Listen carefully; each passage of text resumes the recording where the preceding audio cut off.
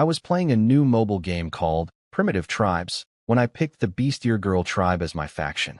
The next second, everything went black and I woke up in a cave on a pile of dry grass, with some berries in the corner.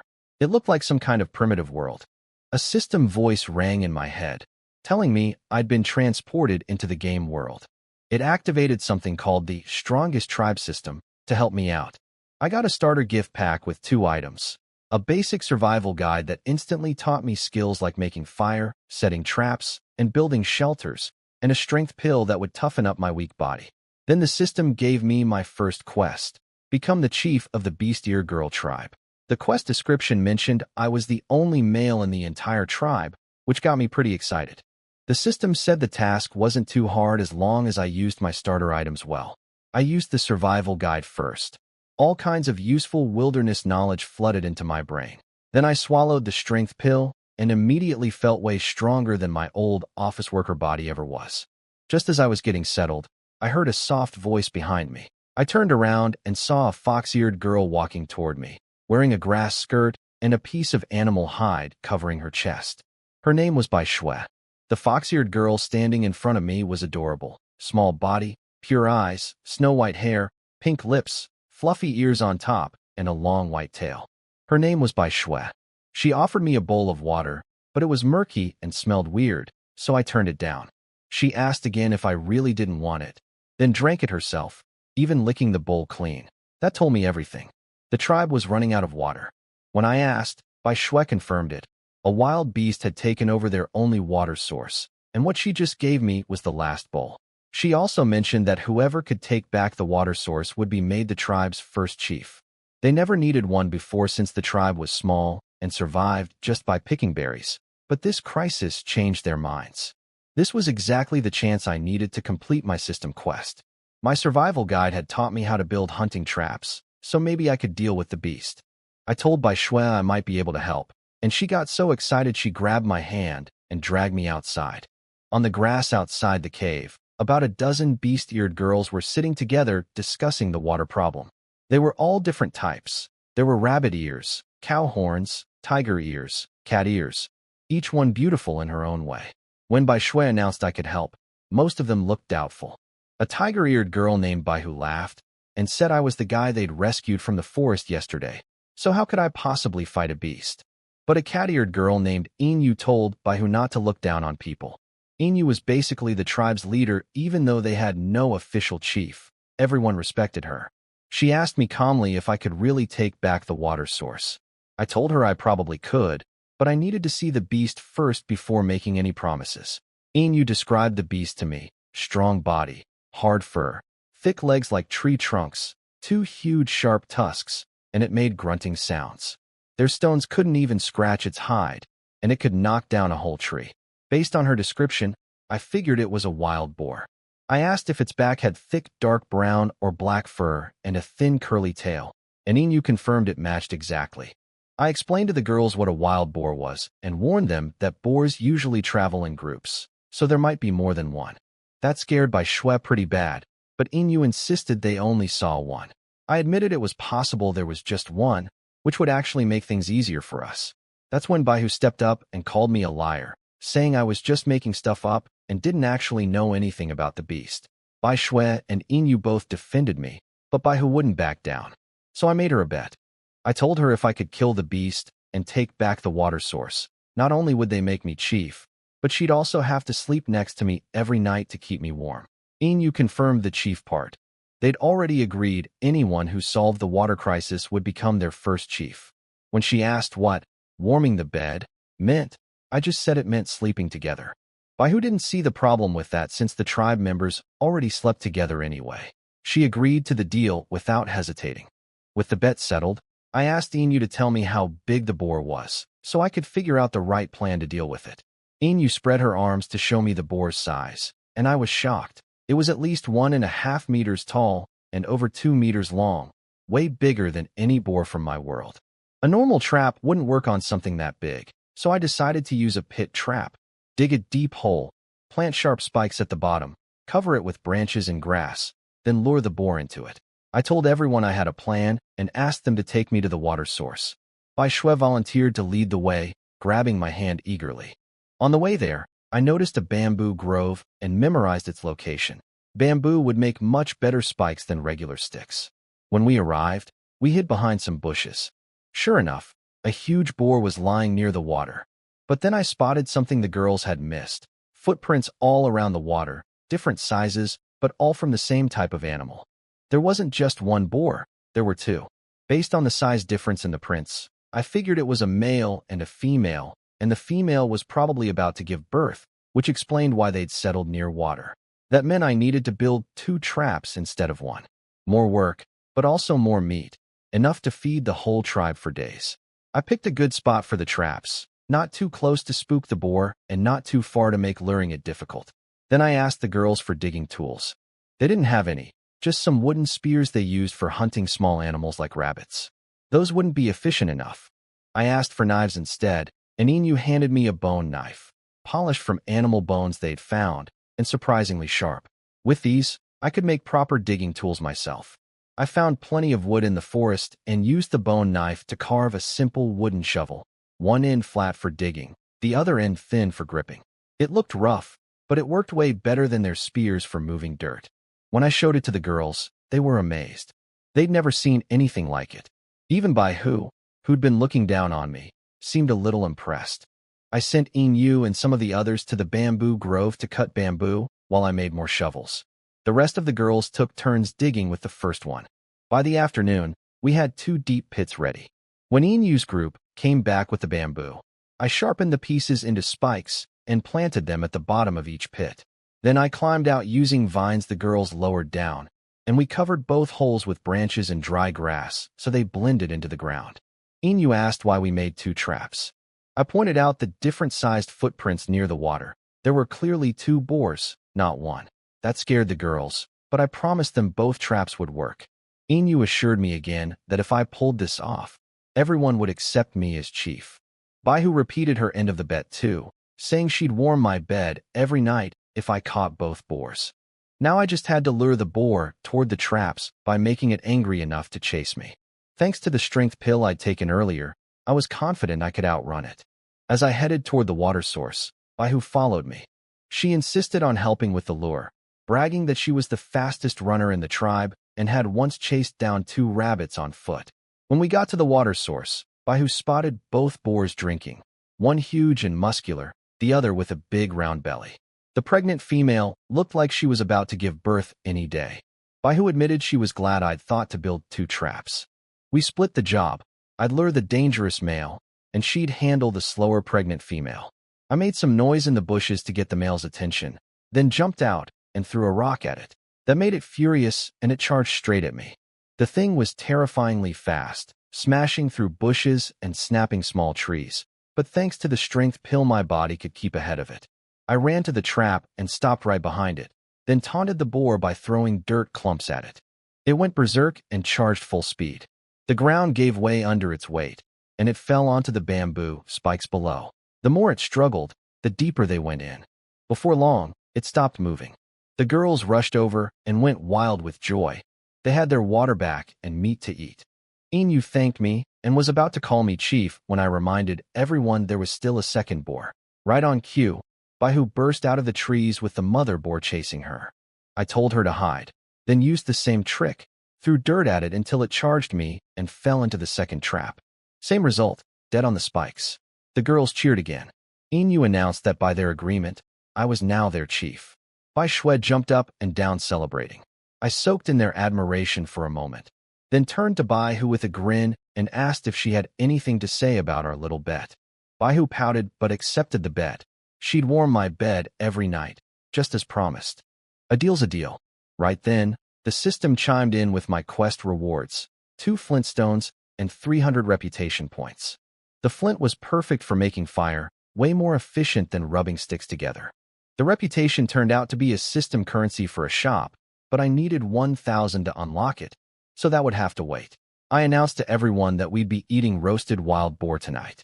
They looked confused and a bit sad. They told me the tribe had no way to make fire. They could only find it after lightning storms, and normally ate everything raw. They'd only tasted cooked meat once before, a roasted rabbit, and still remembered how good it was. I told them not to worry, I could start a fire. They couldn't believe it. I had them gather dry grass and twigs, scraped some wood shavings with a bone knife, then pulled out the flint stones. Nobody had ever seen anything like them. I struck the two stones together, sending sparks onto the wood shavings until a thin trail of smoke appeared. After a few more strikes, I placed the smoldering shavings onto the dry grass and blew gently. A flame burst to life. The girls went crazy with excitement. Inu said with me leading them, the tribe's future looked bright. Bai Shui beamed, saying she always knew I could do it. Even Bai Hu was stunned. She couldn't figure out how I knew so much, and secretly decided to ask me about it when she came to warm my bed later. We roasted the boar meat over the fire. Without any seasoning, it was a bit bland for my taste, but the girls devoured it like it was the best thing they'd ever eaten, grease running down their chins, every one of them grinning with pure happiness. After the feast, everyone was stuffed. Bai Shui asked if we could eat roasted meat like this every day, and I promised her we would, and even better food in the future. Then Inu brought over a wooden bucket full of animal blood and offered it to me first. I was confused since we'd already gotten the water source back, but she explained that beast blood kept their bodies healthy. Without it, they'd grow weak. I figured out it was probably about the salt content in the blood. In a primitive world, salt is nearly impossible to find, and bodies need it. I couldn't bring myself to drink blood, though, so I turned it down and started thinking about how to find actual salt later. Inu then asked me what to do with the leftover boar meat before it went bad. They'd never had this problem before since meat was so rare for them. I told her to make jerky, slice it thin, and dry it in the sun or near fire. She picked it up quickly and took some girls to get started. The system rewarded me 100 reputation for teaching the tribe food preservation. That gave me an idea. I could earn reputation just by teaching the tribe new skills. To test this, I sat down next to Bai Shui, who was staring at the fire, fascinated. She admitted she was curious about how I'd created fire from nothing, so I offered to teach her. I reached out and petted her fluffy fox ears without thinking. She let out a gasp and practically collapsed, face turning bright red. Apparently, beast-eared girls' ears and tails are extremely sensitive. Touching them causes strong reactions. I apologized awkwardly and quickly changed the subject back to firemaking. I taught her how to use the flintstone step by step, and before long she managed to start a fire on her own. Sure enough, the system gave me another 100 reputation for the tribe learning firemaking. Now I understood the trick to earning reputation: teach the tribe new technologies. When Inu and the others came back, Bai Shui proudly showed them she could make fire now. The girls were amazed and jealous. Several of them begged me to teach them too, even offering to do anything I wanted. But I only had 2 flint stones, so I told them Bai Shui would be in charge of fire making and could teach everyone else. They accepted that, though their envy of Bai Shui only grew deeper. Bai Hu was especially jealous. She'd planned to ask me about fire making during our bed warming session, but Bai Shui beat her to it. She decided she'd ask me to teach her trap making instead. Later, Bai Shui came to me privately to thank me for teaching her and for trusting her with the flint stones. Then she shyly offered to let me touch her ears as a way of repaying me. I reminded her she'd said her ears weren't supposed to be touched casually. She turned bright red and whispered that if it was me, it was okay. That night, everyone crowded into the cave and slept together on one pile of dry grass. There was zero privacy, which was a problem for my plans with Bai Hu. I made a mental note to improve the tribe's living situation as soon as possible. Bai Hu came over and lay down next to me to fulfill her promise. She rolled over to face me, and after a moment of awkward silence, quietly asked if I could teach her how to make hunting traps. I teased her, saying I was too sleepy. She thought for a second, then grabbed my hand and placed it on her head, saying I could pet her ears like Bai Shui had let me, if that would wake me up enough to teach her. I moved my hand away from her head and slid it lower. No, I said. I want to touch here. She had no idea what I meant. The next morning, the system woke me up with a survival reward for lasting 1 day, 3 stone axes. Not bad, but my task list was still empty since the last quest. The system told me new tasks only appear when the tribe faces certain events, so I'd just have to wait. I'd overslept because of my late night discussion with Bai Hu. When I stepped outside, I found the girls crowded together. Bai Shui was lying on the ground, clutching her stomach in pain. She'd gone to fetch water with the others that morning, but was so thirsty she drank a bowl straight from the source without waiting. The water was cloudy and smelled bad, and it made her sick. Inu explained that they normally let the water sit for a while before drinking, which reduced the chance of stomach problems. But even that method didn't actually clean the water. It just made it slightly less dangerous. I realized the tribe's water quality was a serious issue. Everyone needed clean water, including me. There was no way I could drink that stuff either.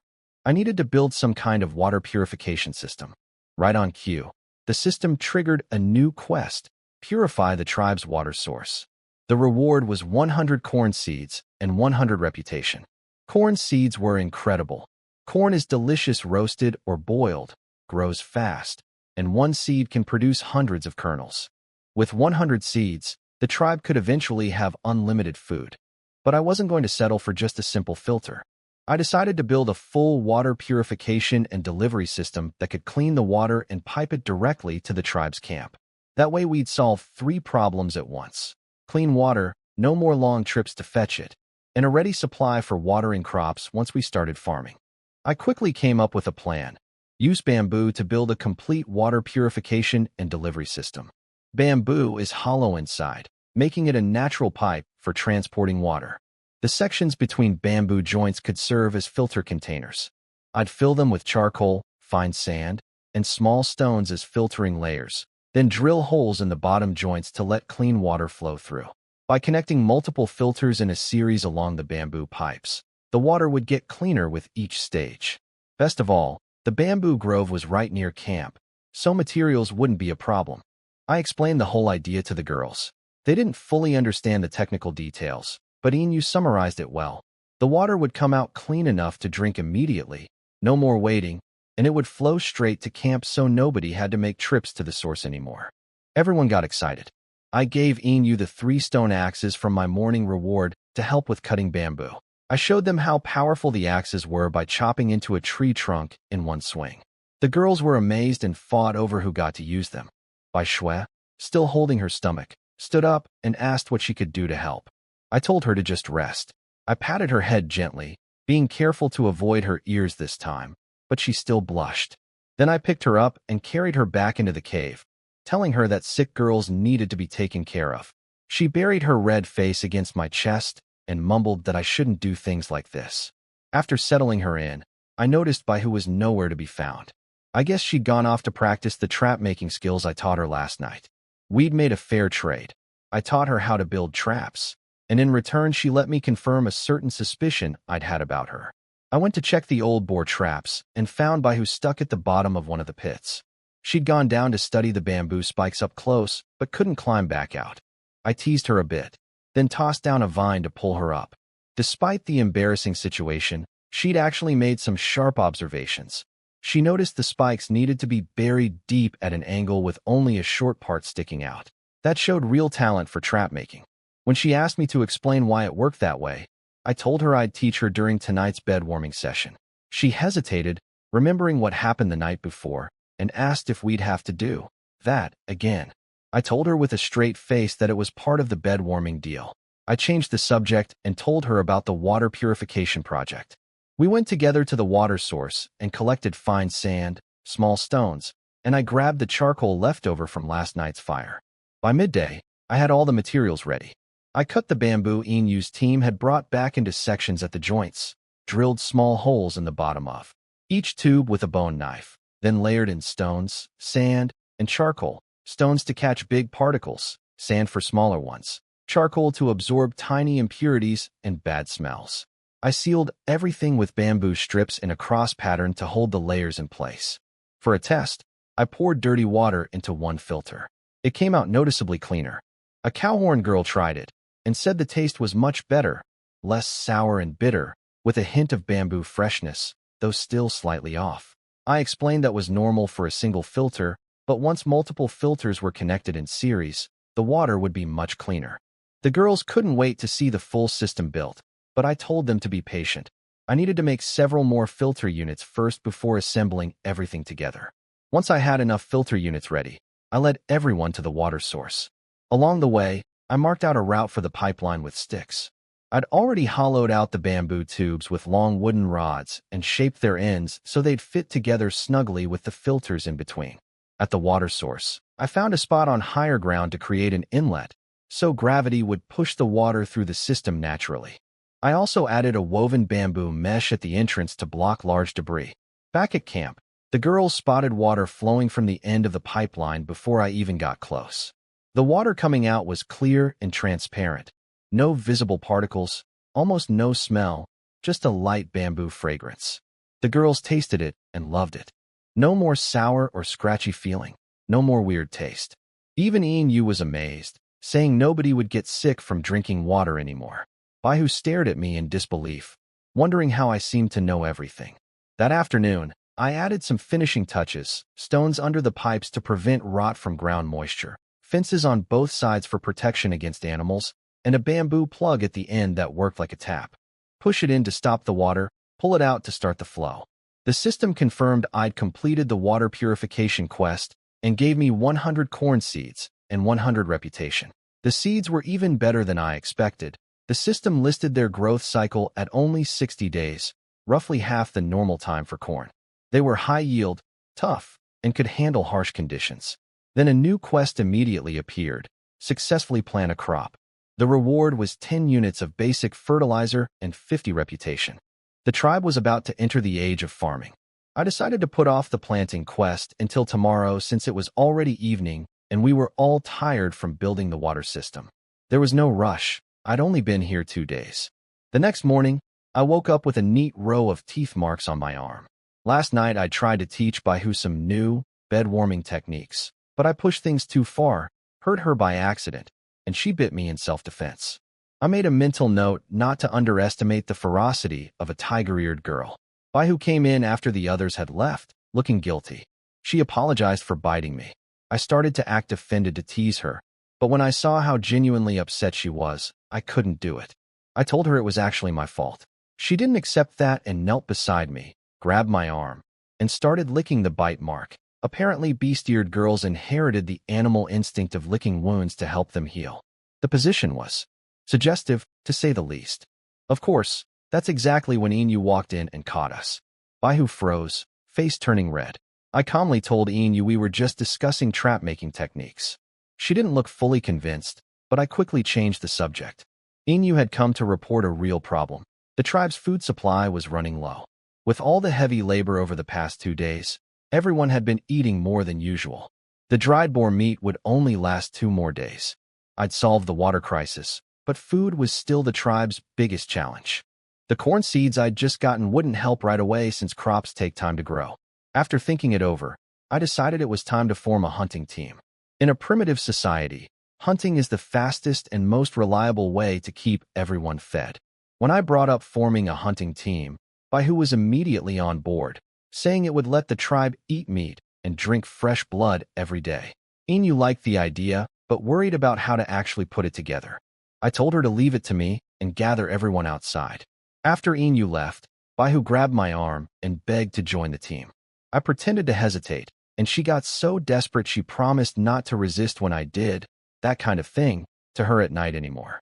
I couldn't turn down an offer like that, so I agreed, and then told her I was making her captain. She was the only one who'd learned any hunting skills from me, and she had natural talent for it. She was so shocked and grateful that when I asked if she'd really do anything to thank me, she didn't pull away. I kissed her, and she let me. First kiss, claimed. Outside, I announced the hunting team to everyone. I explained that only 6 members were needed, with Baihu as captain. Then I got serious and warned them about the real dangers and hardships of hunting in the wild.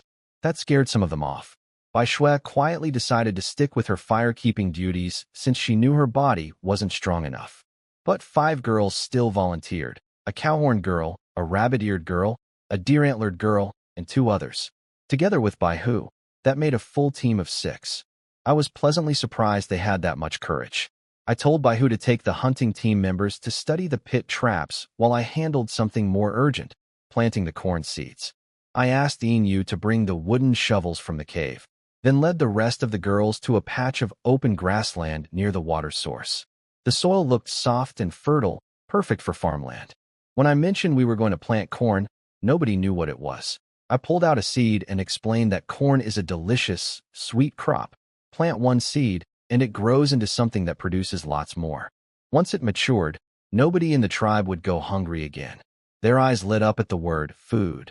Bai Shui pushed in close and sniffed the seed, said it smelled amazing, then tried to lick it before I stopped her by pressing her head back. My hand landed on her ears again by accident, and she went all wobbly and red-faced. I really need to be more careful about that. Inu came back with the shovels, and I had the girls clear all the weeds from the field. Then I demonstrated how to plant. Dig a finger-deep hole, drop one seed in, cover it up, then step back about 30 centimeters before planting the next one. Normal corn needs 2 or 3 seeds per hole in case some don't sprout, but the system seeds had a perfect germination rate, so 1 per hole was enough. I handed out the remaining seeds and let everyone practice. Some of the girls stared at the seeds hungrily, drool literally dripping from their lips. I warned them sternly. These seeds are for planting, not eating. Anyone caught sneaking a taste would get stick education. They didn't know exactly what that meant, but nobody wanted to find out. The girls were excited about planting since they knew corn meant food. They crowded around me asking questions, but picked up the technique fast. Proper depth, proper spacing. All 100 seeds were in the ground quickly. Bai Shui ran to grab water, filling a bucket from the new purification system. She was about to dump the whole thing onto the field, but I stopped her. Just 1 bowl per seed was enough. She apologized for almost messing up, but I told her not to worry and patted her head. She blushed again, as usual. After watering, I had everyone build a fence around the field with branches to keep animals out. The first farmland of our tribe was complete. The system rewarded me with 10 bags of basic fertilizer and 50 reputation. The fertilizer was incredible. Each bag boosts yield by 30% and cuts the growth cycle in half. 1 bag covers 20 seeds, so I only needed 5 bags for all 100 plants. That left me 5 extra bags for a second round of fertilizing in 7 days. With the fertilizer applied, the corn's growth time would drop from 60 days to just 30.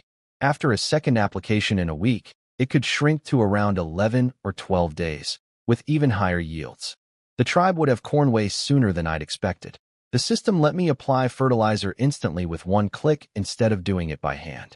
The moment I used it, the girls screamed. Little yellow-green sprouts were already poking through the soil. The seeds had just been planted minutes ago, and they were already growing. I smiled to myself. It wouldn't be long before everyone got to taste corn for the first time. The girls got excited watching the corn sprout so fast. Bai Shui asked when we'd get to eat it, and I estimated about 20 days. She tried counting on her fingers, but ran out, pouting that it was so many days. She wasn't the sharpest, but honestly that just made her cuter. Inu asked if they still needed to gather berries. I told her yes. The corn wouldn't be ready for weeks. The hunting team wasn't trained yet, and the dried boar meat would only last a couple more days. She headed out with a group to collect berries while I went to check on the hunting team. I found them at the pit traps, listening to Baihu explain how the spikes should be positioned. I was impressed. She'd absorbed everything I'd casually taught her during our nighttime sessions and was passing it on with her own insights. She really did have natural hunting talent. When I stepped in, the girls got excited. But when I asked what they'd learned so far, the answers were weak. One said, a little bit. Another said she could dig a hole. I couldn't blame Baihu for that. These girls had 0 hunting experience, and jumping straight to complex pit traps was too advanced for beginners. I changed my approach and started with the absolute basics of hunting: tracking, awareness, movement, simple techniques. I'd build them up gradually before moving to trap building. The girls were eager, hanging on every word. Even Baihu sat down to listen since I'd only taught her trap skills during our private time, never the fundamentals. I trained them until dark. They were tired but happy, sharing what they'd learned with each other. When comparing who'd picked up the most, they all looked at Baihu. She was clearly ahead of everyone else. The girls started arguing over who got to be my bed-warming partner, figuring that's why Baihu learned faster than everyone else. Some even said they'd heard Baihu's voice at night. I quickly shut that down, insisting Baihu was just naturally talented and it had nothing to do with sleeping arrangements. Luckily, some of the more trusting girls backed me up. But this whole situation made me realize I needed to get everyone out of the shared cave soon. Zero privacy was becoming a real problem. Over the next few days, I taught hunting basics during the day and gave Baihu private lessons at night. The girls progressed from fundamental skills to building actual traps, snare traps for small animals, and pit traps for large ones. After lots of practice, they could all put together a complete trap on their own, even if their technique was still a bit rough. The tribe finally had a real hunting team. The system rewarded me with a hunting gift pack and 150 reputation. The pack contained 6 wooden bows with arrows and 6 wooden spears. The bows were made from branches and animal sinew with a range of about 50 meters, not modern quality, but powerful enough for primitive hunting. The spears were sharper than the ones the tribe already had. I demonstrated the bow by shooting an arrow into a distant tree. The girls were amazed. They'd never seen a ranged weapon before. With my total reputation now at 800, I was only 200 away from unlocking the system shop. Baihu immediately wanted to learn archery and even promised to work harder at warming my bed. The other girls all begged to learn too, some offering to warm my bed as well. I pulled out the remaining 5 bows, one for each team member. They cheered, and then one by one came up and kissed me on the cheek.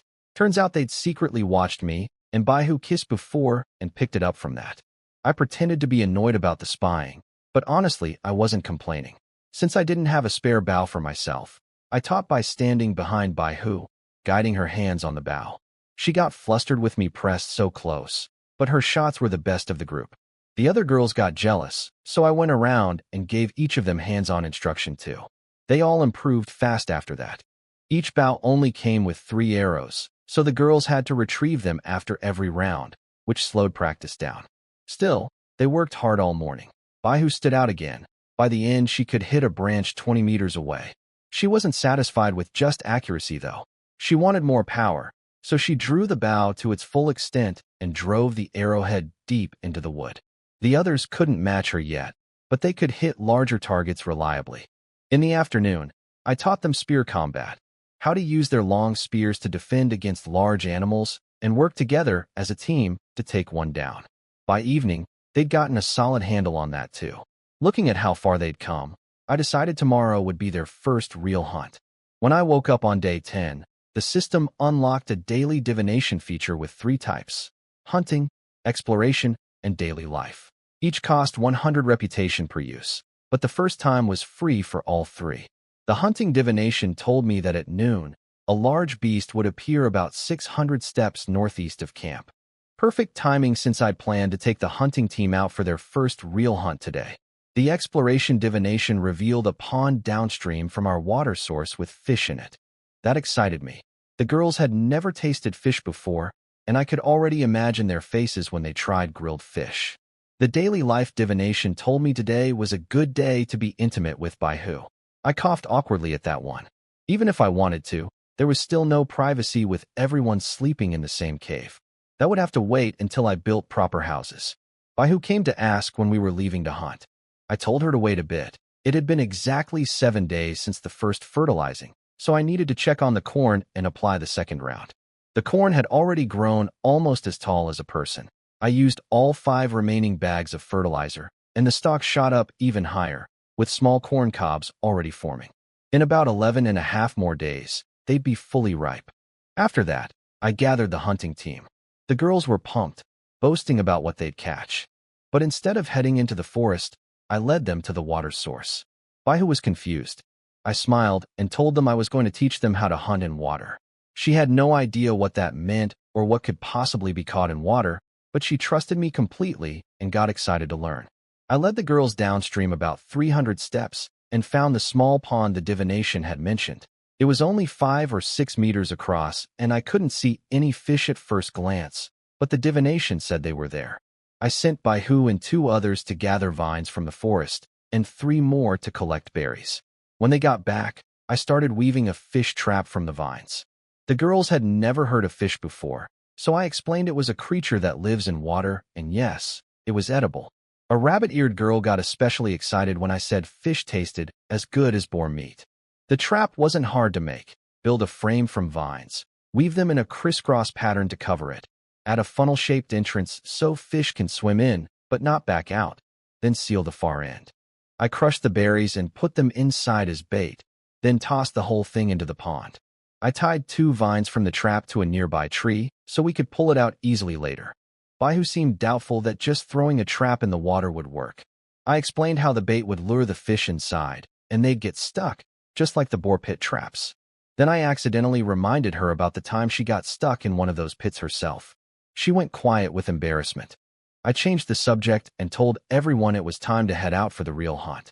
According to the divination, the prey would appear about 600 steps northeast around noon. We'd already walked about 300 steps along the water, mostly eastward, so we just needed to adjust direction. I used the sun's position and the thickness of leaves on trees to figure out which way was northeast, and we set off. Around noon, we reached the spot the divination had pointed to. Baihu was skeptical since she couldn't find any animal tracks, but right on schedule, a deafening roar echoed through the forest.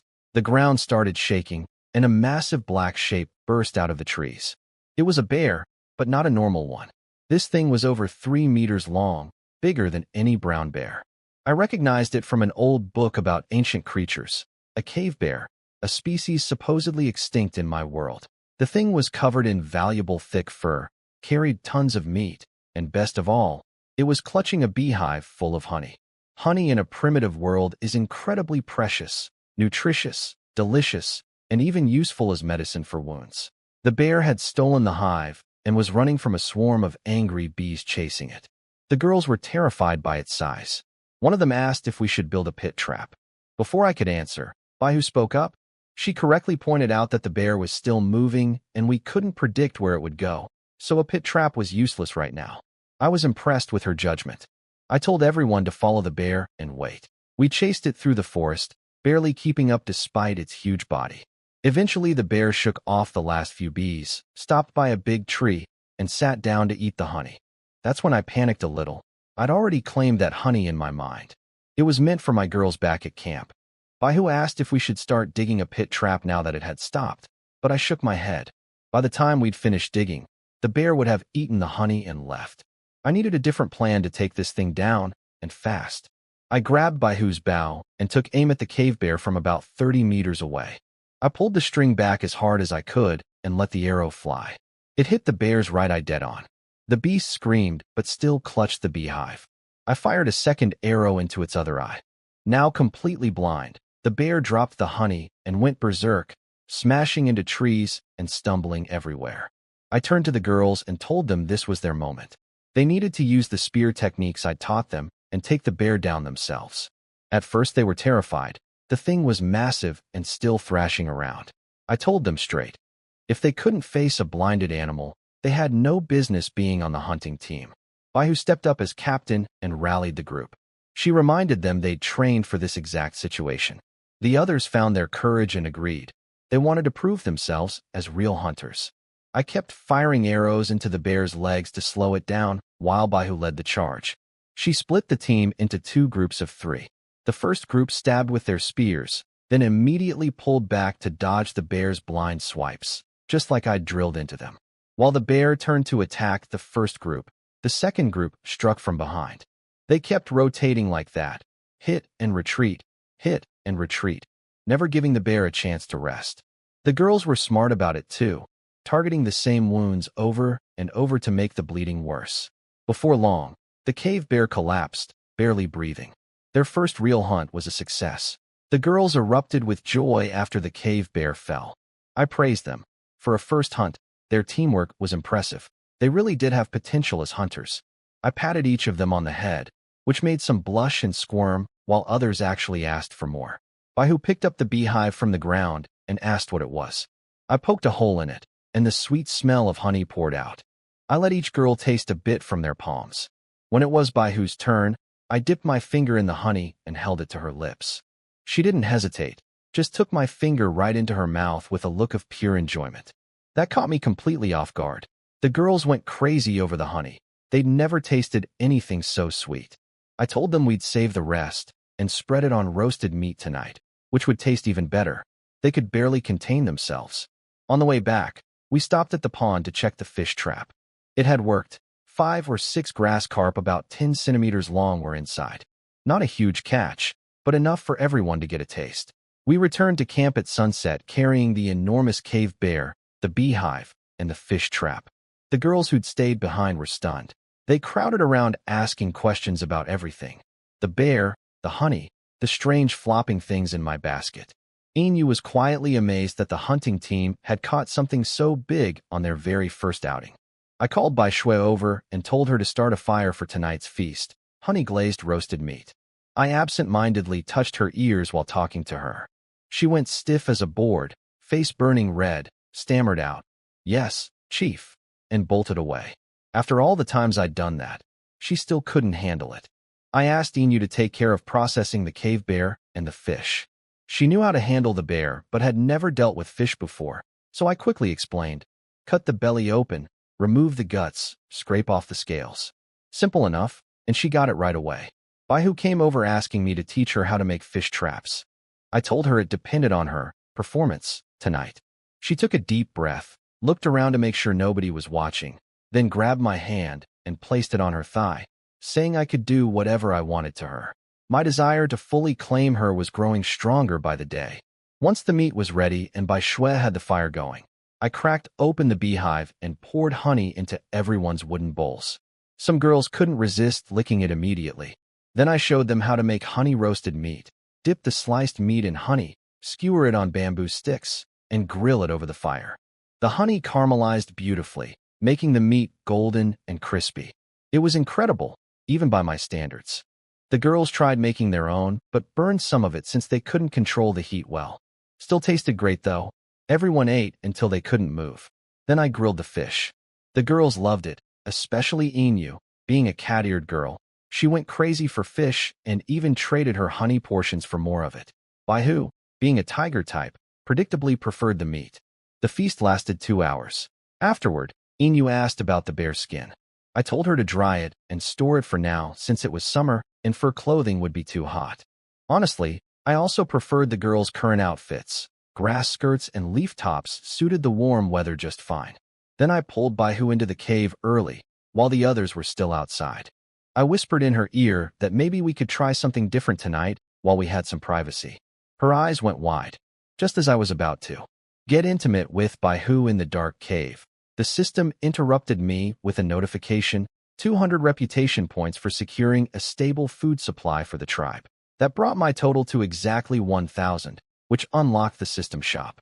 Baihu asked why I'd suddenly stopped, but I shushed her and told her I had something important to look into. She quietly moved aside.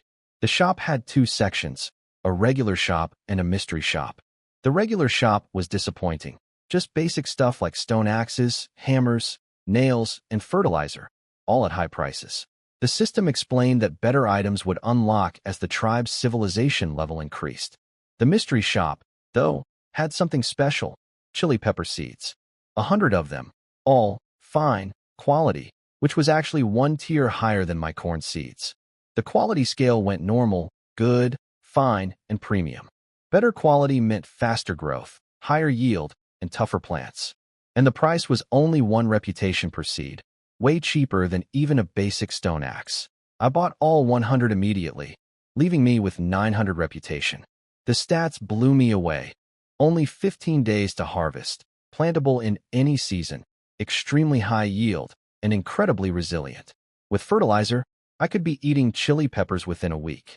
I'd been craving proper seasoning ever since I got here. Grinding dried peppers into powder and sprinkling it on roasted meat would be absolutely incredible. I wondered if the girls could handle the spiciness, though, since they'd never tasted anything like it. Then the system chimed again. The tribe had officially moved past basic food problems and advanced its civilization level. A brand new stage quest had just unlocked. The system gave me a new quest: build houses so the tribe could leave the cave behind. The reward was 100 reputation per house, plus a bonus 500 reputation and an initial skill book once all 7 houses were finished. 2 people per house for 14 tribe members, a sensible setup given our limited tools. This was exactly what I'd been wanting to do anyway. Once everyone had their own place, I'd finally have real privacy with Baihu. No more worrying about being seen or heard by a dozen other girls sleeping right next to us. I decided to start construction the next day. That night, I didn't push things too far with Baihu, just a taste. Our own private house was only days away. The next morning, I had the girls clear a new field next to the corn plot and planted all 100 chili pepper seeds. When Bai Shui asked if we were planting more corn, I told her these were chili peppers, mainly used for seasoning. I joked that eating one raw would make fire come out of her mouth. She took me literally and asked if that meant she wouldn't need Flintstones anymore, since she could just eat a pepper to start fires. I couldn't help but laugh and pat her head. She immediately went red and wobbly, mumbling about me touching that place again. I showed everyone how to plant the peppers, similar to corn but with different depth and spacing. They picked it up fast and had all 100 seeds in the ground quickly. After watering the pepper seeds, I bought 5 bags of fertilizer from the system shop for 250 reputation and applied them all at once. The seeds sprouted instantly and shot up with visible stems and leaves. Bai Shui asked when we'd get to eat them. I told her 7 or 8 days. She counted on her fingers, and this time they were enough. She jumped up cheering. Then I gathered everyone and announced our next big project, building wooden houses. The cave was cramped, humid, and uncomfortable. My plan was 7 houses, 2 people per house. Bai Shui supported me first, then Bai Hu, who pointed out the cave was hot and sweaty, especially since I always pressed up against her at night, forcing her to take off clothes, which gave me opportunities to do things to her. Inyu agreed too, and nobody objected. The girls started pairing up to pick roommates. When Bai Hu tried to join them, I pulled her back. She was my bed warmer, so obviously she'd be living with me. She blinked and said, "Oh," without realizing what that really meant for her. I decided to build with bamboo since it was easy to get and work with. I bought 10 stone axes from the shop for 100 reputation and set the girls to cutting bamboo. We spent the whole first day chopping and drying bamboo in the sun to remove moisture. The next day, I started actual construction. I taught the girls the process. First, pick 5 thick bamboo poles for the foundation posts. Char the buried ends with fire to prevent rot and insect damage. Plant them at the 4 corners and center to form a square frame. Then connect them with thinner bamboo beams running horizontally and vertically, tied together with strong vines. Step by step, the tribe's first real house was taking shape. With the frame done, I moved on to the walls. I had the girls split bamboo into thin strips and weave them into tight panels, like making a basket. These woven walls blocked wind well and kept warmth in. We fixed them to the frame with vines and wooden nails I bought from the shop, then coated everything with a thick layer of mud for extra insulation. For the roof, I designed an upside-down V shape so rainwater would run off instead of pooling. We laid thin bamboo poles across the top and covered them with big leaves and dry grass to keep out rain. I had the girls weave a bamboo door and window, then laid crushed stones on the floor to block moisture from the ground. The stones were uncomfortable to walk on, so I added a layer of dried bamboo boards on top. That solved the floor problem perfectly. The system confirmed the first house was complete and gave me 100 reputation. It had taken 3 full days and cost me 150 reputation in tools, leaving me with 500. But it was worth it. The girls had learned how to build houses, and I finally had my own private space. Before nightfall, I built a 2-person bed from wood, patted it with dry grass, then remembered the cave bear hide we'd saved. I got it from Inyu. She'd already dried and treated it. It was soft and perfect as a mattress cover. Inyu mentioned our food was almost gone again since the hunting team had spent 3 days building instead of hunting. I told her not to worry, Bai Hu's team would go out tomorrow, and with my divination feature, finding prey was guaranteed. That evening, I pulled Bai Hu into our new house. She loved it, bouncing around, knocking on the bamboo floor, leaning out the window, rolling on the fur-covered bed saying how comfortable it was. She asked if we were really sleeping here tonight instead of the cave. I said yes, climbed onto the bed, and pinned her underneath me. She looked up confused and asked what I was doing. I grinned and told her it was time to teach her what a bed-warming girl was really supposed to do. Early the next morning, I sneaked out with the bear hide to wash it at the water source. Inyu caught me and asked why I was carrying it. I mumbled that it got dirty last night. She offered to wash it for me, but I clutched it tight and refused. I couldn't let her see what was on it. She was smart enough not to press further and walked away. Once she was gone, I unfolded the hide and looked at the red stain on it, grinning to myself. Last night with Bai Hu had been worth the wait. Back at the house, Bai Hu was watching me from the window, looking conflicted. She'd bitten my arm again during last night's activities when it hurt, and she felt guilty about it.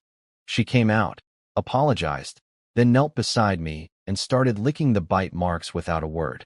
That was just how beast-eared girls treated wounds. I let her do it. After breakfast, the building crew got back to work on the remaining houses. But the tribe was out of food again since the hunters had spent 3 days on construction. I gathered the hunting team and told them they'd need to go out alone today. I had to stay and supervise building. The girls looked nervous about going without me. Baihu stepped up and promised she'd bring back prey. I believed her. Before they left, I spent 100 reputation on a hunting divination. It pointed to a large beast about 1,000 steps southeast, appearing around noon. I passed the information to Baihu. She was baffled about how I knew, but I told her I'd explain when she got back, then gave her a playful slap on the behind to send her off. With the hunting team gone, I led the rest of the girls back to building. They'd gotten much better at it. Hardly needed my help anymore, just a little guidance. At this rate, the second house would be done in 2 days. While I stayed behind to build houses, Baihu led the hunting team to the location I'd pointed out, about 1 kilometer southeast. Right on schedule, they found a giant deer grazing there, even bigger than the cave bear, with massive antlers spreading out like tree branches. The girls were amazed that my directions were spot on and started asking Baihu about my divination skill. Baihu focused everyone on the hunt. She decided against a pit trap since they had no digging tools and the deer's huge antlers would get stuck awkwardly. Instead, she used the same strategy from the cave bear fight. She ordered the others to shoot the deer's legs while she aimed for its eyes. On her command, 6 arrows flew at once. Baihu nailed the deer's left eye perfectly. 3 other arrows hit its legs, and it stumbled down. But the deer got back up and tried to run. The girls chased it, firing more arrows. Baihu eventually blinded its other eye with a second shot. Even blind and bleeding, the deer kept running. The team pursued it, recycling fallen arrows as they went. When it finally slowed from blood loss, Baihu threw her spear like a javelin, a technique I'd taught them, and pinned it through the hindquarters into a tree. She leaped onto the spear and drove it deeper, immobilizing the deer completely. The others rushed in and finished it off. It was their first successful hunt without me. Baihu was proud, telling the team this was just the beginning. As they were about to carry the deer home, something rustled in a nearby bush. Baihu crept over with her spear and carefully parted the branches. A small furry creature leaped out at her. She dodged and grabbed it midair. What Baihu had caught was a baby wolf cub, tiny, with blue eyes, white paws, pink pads, and a little gray tail. It was skinny and clearly hadn't eaten in days. It must have gotten separated from its pack and was drawn to the smell of the deer blood. Baihu wasn't sure what to do with it. Killing a baby animal felt wrong, but releasing it meant certain death in the wild. A wolf-eared girl on the team suggested bringing it back to camp, and Baihu agreed. She'd let me decide. That afternoon, the hunting team returned with the massive deer and the wolf cub tied to a spear. The girls back at camp cheered at the size of the kill. I was impressed too. Taking down a deer that big without me proved the hunting team had truly matured. Then I noticed the little creature on Baihu's spear. When she showed me and explained the story, I recognized it immediately. A wolf pup, probably not even weaned yet. In a primitive society, this was a treasure. Wolves are the ancestors of dogs. If I could tame it, it would eventually help with hunting, tracking, and guarding the camp at night. I told Baihu to keep it. She looked skeptical about what use such a small thing could be, but she trusted my judgment and untied it. The poor cub was terrified, surrounded by all these tall girls staring down at it. I cut a small piece of raw deer meat, held it in my palm, and made soft clicking sounds, mimicking the noise pups hear when nursing. The cub slowly crept toward me, though it kept stopping and backing up nervously. I wasn't in a rush. Building trust with a wild animal takes patience and time. After a while, the wolf cub relaxed and crept up to my hand. It sniffed the deer meat carefully, then gobbled it down. Its teeth weren't fully grown yet, so it had to chew slowly, but once it tasted the meat it wanted more. I kept feeding it small pieces until it got comfortable enough to lie at my feet. Baihu came over to ask about the divination skill I'd promised to explain. I told her it was an ability that lets me predict where and when prey will appear. She immediately wanted to learn it, even offering to do last night's kind of thing, again as payment. I told her it wasn't that I didn't want to teach her, I literally couldn't. It was a personal ability only I could use. She was disappointed. To cheer her up, I pointed at the wolf cub and told her that once it grew up, it could help the hunting team find prey with its powerful sense of smell, making my divination almost unnecessary. She was surprised but interested. I had her try feeding the cub some meat. At first it bared its tiny teeth at her, probably still angry about being tied to her spear. But eventually it gave in and ate from her hand. She was thrilled. By evening, the cub had bonded with me and followed me everywhere. I let it sleep in a corner of my house. Once it was asleep, Baihu and I got into bed, and I informed her it was time for her nightly duties again. Over the next several days, everyone focused on building houses. The giant deer provided enough food that the hunting team could help with construction too. By the 7th day, we'd finished 3 houses. That's also when the chili peppers ripened, rows of bright red peppers hanging from the plants. The girls stared at them curiously. Bai Shui asked if she could try one. I warned her she might cry from the heat, but she insisted she'd be fine. I crossed my arms and waited for the show. Bai Shui picked a pepper and bit into it. At first she seemed fine, but seconds later her face twisted up. She started panting and fanning her mouth, and tears poured down her cheeks. She cried that it was terrible. Every other girl who'd been about to try one immediately backed off. I tapped her on the head and told her to go drink some cold water. While she ran off, I had everyone pick all the peppers. The system surprised me with a harvest reward, 100 sweet potato seedlings and 200 reputation. The sweet potatoes had a 90-day growth cycle, which was long, but fertilizer could cut that in half. I had Inu clear a new field next to the pepper plot, handed out the seedlings, and everyone planted them quickly. I bought 5 more bags of fertilizer and applied them right away, which ate through my new reputation, and then some. I was down to 550. I told Inu to pull up the old pepper plants since I already had plenty of seeds and didn't need a weaker second harvest. Then I grabbed a handful of peppers and ground them into a paste with a stone bowl and pestle. They were too wet to make proper powder, but the paste worked like a dipping sauce. I roasted some deer meat, dipped a piece, and asked who wanted to try. Every single girl refused. Bai Shui's meltdown had traumatized them all, even Bai Hu passed. So I ate it myself. It was delicious. The spicy kick on grilled meat was exactly what I'd been missing. The girls watched me enjoy it without crying and got confused. Bai Shui asked why I wasn't in tears. I pointed out that she'd bitten into a raw pepper while I was using just a little as a dip with meat. Totally different experience. One by one, I could see the others getting tempted, swallowing their drool as they watched me eat. Bai Hu was the first brave enough to try the chili sauce with her meat. She dipped a piece of roasted deer and took a bite. Her eyes lit up. The spicy kick transformed the bland meat into something completely different. When she told the others it really was better, everyone went wild wanting to try. I had Inu bring more peppers and stone bowls, ground several batches of sauce, and passed them around. Every girl loved it. Even Bai Shui, who'd been crying from the raw pepper earlier, couldn't stop eating. The wolf cub whined and circled my feet, wanting some too, but it was too young for spicy food. I gave it some raw deer meat instead, which it happily accepted. Over the past few days it had gotten comfortable with everyone in the tribe and didn't flinch when the girls petted or fed it. Bai Hu suggested we give the cub a proper name, since it was part of the tribe now. The girls threw out ideas based on its white paws, gray fur, and blue eyes. When they asked me, I said, Wonkai, a classic dog name from my world. It felt fitting since wolves are the ancestors of dogs. The girls thought it sounded a bit odd, but catchy, and they kept repeating it happily. The cub had no clue what they were saying, but it would learn eventually. Over the following days, building continued, and the hunting team went out once more. I also picked out seeds from the harvested peppers, dried them, and planted a second batch. No fertilizer this time, since we had plenty of peppers stored.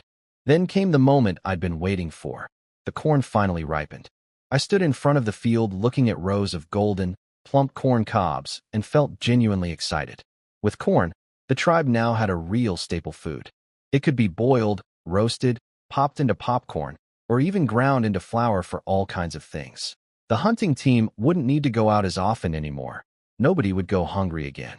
Bai Shui asked if the corn was safe to eat directly. She was still traumatized from the raw pepper incident. I told her it could be eaten raw but tasted way better roasted, so I sent her to start a fire. Meanwhile, Inu led everyone into the field to pick the corn cobs. I also told them to keep the dried stalks for firewood. I showed the girls how to roast corn, skewer it on a bamboo stick, and rotate it slowly over the fire for even heat. Soon the smell filled the air, and everyone was drooling. Bai Shui's corn was done first since she'd held it too close to the flames, but it came out half golden and half burnt black. She bit right in without waiting and burned her mouth. I told her to be patient. When she finally ate it, she loved the golden parts but spat out the burnt bits, complaining they were bitter. Then she spotted my perfectly roasted corn, evenly golden all around, and begged to trade. I refused since hers looked like a dog had chewed on it. In desperation, she offered to become my bed-warming girl in exchange. Baihu muttered that being a bed warmer wasn't as simple as Bai Shui thought. That sparked everyone's curiosity. The girls peppered Baihu with questions about what bed warming actually involved. She turned bright red, stammered, and couldn't bring herself to explain, finally pushing it onto me. All eyes turned to me. I awkwardly changed the subject back to eating corn. But the girls wouldn't let it go. One after another, they said they also wanted to be my bed-warming partner and asked me to explain what it involved so they could prepare. I looked around the group. Every single one of them was nodding, including Inu, who just looked down shyly. I took a sharp breath. That many volunteers might actually be more than I could handle. The next day, I planted 300 more corn seeds across 2 new fields. I didn't plant all the thousands of seeds I had. Some were low quality. We needed corn to eat right now, and our small population couldn't manage too much farmland anyway. 300 was enough for daily use, especially after fertilizer boosted the yield. But 15 bags of fertilizer cost me 750 reputation, which completely wiped me out. 3 days later, the final house was finished. All 7 were done, and every girl in the tribe had a proper home now. The system gave me 500 bonus reputation and an initial skill book. I used the book immediately and got pottery-making technology. Knowledge about shaping clay, firing it, and creating different vessels flooded into my mind. This was huge. Pottery meant we could boil water, cook soups and stews, store liquids properly, even brew alcohol eventually. I was already imagining a pot of corn and rib soup. And once the next corn harvest came in, I could use the surplus to make wine. Sitting in a wooden house, a beast-eared girl on one arm and a cup of homemade wine in the other. That would be the life. A new quest popped up right away. Make pottery to improve the tribe's living conditions. Every type of pottery I created would earn 100 reputation, and making 3 or more types would unlock a bonus of 300 extra reputation, plus a mystery shop refresh ticket. That ticket was key. The mystery shop had been empty since I bought the chili seeds, and apparently it needed a special voucher to restock. Completing this quest could net me 600 reputation total plus access to whatever new item appeared in the mystery shop. To make pottery, I needed clay. I knew it could be found near rivers, and there was one not far from camp. I sent Inu to gather everyone with shovels and headed there first. After buying a shovel from the system shop, I started digging and quickly hit a layer of smooth, sticky brownish-yellow clay. Perfect quality with almost no impurities. When the girls arrived, Bai Shui asked why I was playing with mud. I corrected her. It was clay for making pottery, not playing. I explained that pottery would improve our daily lives. They didn't fully understand, but they trusted me completely. The girls helped dig out a pile of clay. I laid some broad leaves on the ground, mixed the clay with water, and started shaping it by hand. I began with the simplest thing, a bowl. Our current wooden bowls rotted and smelled over time, and stone ones were too heavy and could chip teeth. Clay bowls would be light and durable. I shaped several pieces at once for efficiency rather than firing them one at a time. Bai Shui asked if she could try. I said sure. Plenty of clay to go around, and if the girls learned this skill, they could make pottery on their own later. Baihu and Inu wanted to join too. Bai Shui and Inu both copied my finished pieces. Baihu wanted to be creative and make something original. She thought hard, then started shaping something. At first I thought she was making a jar, but it kept getting longer and thinner. I suddenly realized what she was sculpting. It was shaped exactly like something from our private nighttime activities. My face went red, and I grabbed her hands to stop her. "You can't make that?" I told her. She looked confused. I coughed and said it would be useless even if we fired it. She was disappointed. She'd wanted to surprise me. I told her to just copy my designs from now on, before she created anything else embarrassing. I finished shaping a few more bowls and jars while the girls completed their first attempts. Their pottery looked crooked and rough, but for beginners, it wasn't bad. Next, I needed a kiln. Firing pottery in an open campfire gives poor results, uneven heat, and low temperatures. A proper enclosed kiln traps heat inside, making everything hotter and more uniform. I dug a pit in the ground, carved a channel at one end for feeding in firewood, then stacked dirt and stones over the top, leaving a small vent hole for smoke. Simple but effective. I sent Inu to collect a large amount of firewood since firing takes most of a day. While she was gone, I set all the shaped pottery in the shade to dry out. Bai Shui asked if the pottery would go into the hole I dug, and I explained that firing in the kiln was the most critical step. Without it, the clay pieces were useless. Once the firewood arrived, I loaded the pottery into the kiln, packed wood underneath, and had Bai Shui light it. She'd become quite skilled at fire starting since I gave her that job. I told her to keep the fire going strong and not let it die.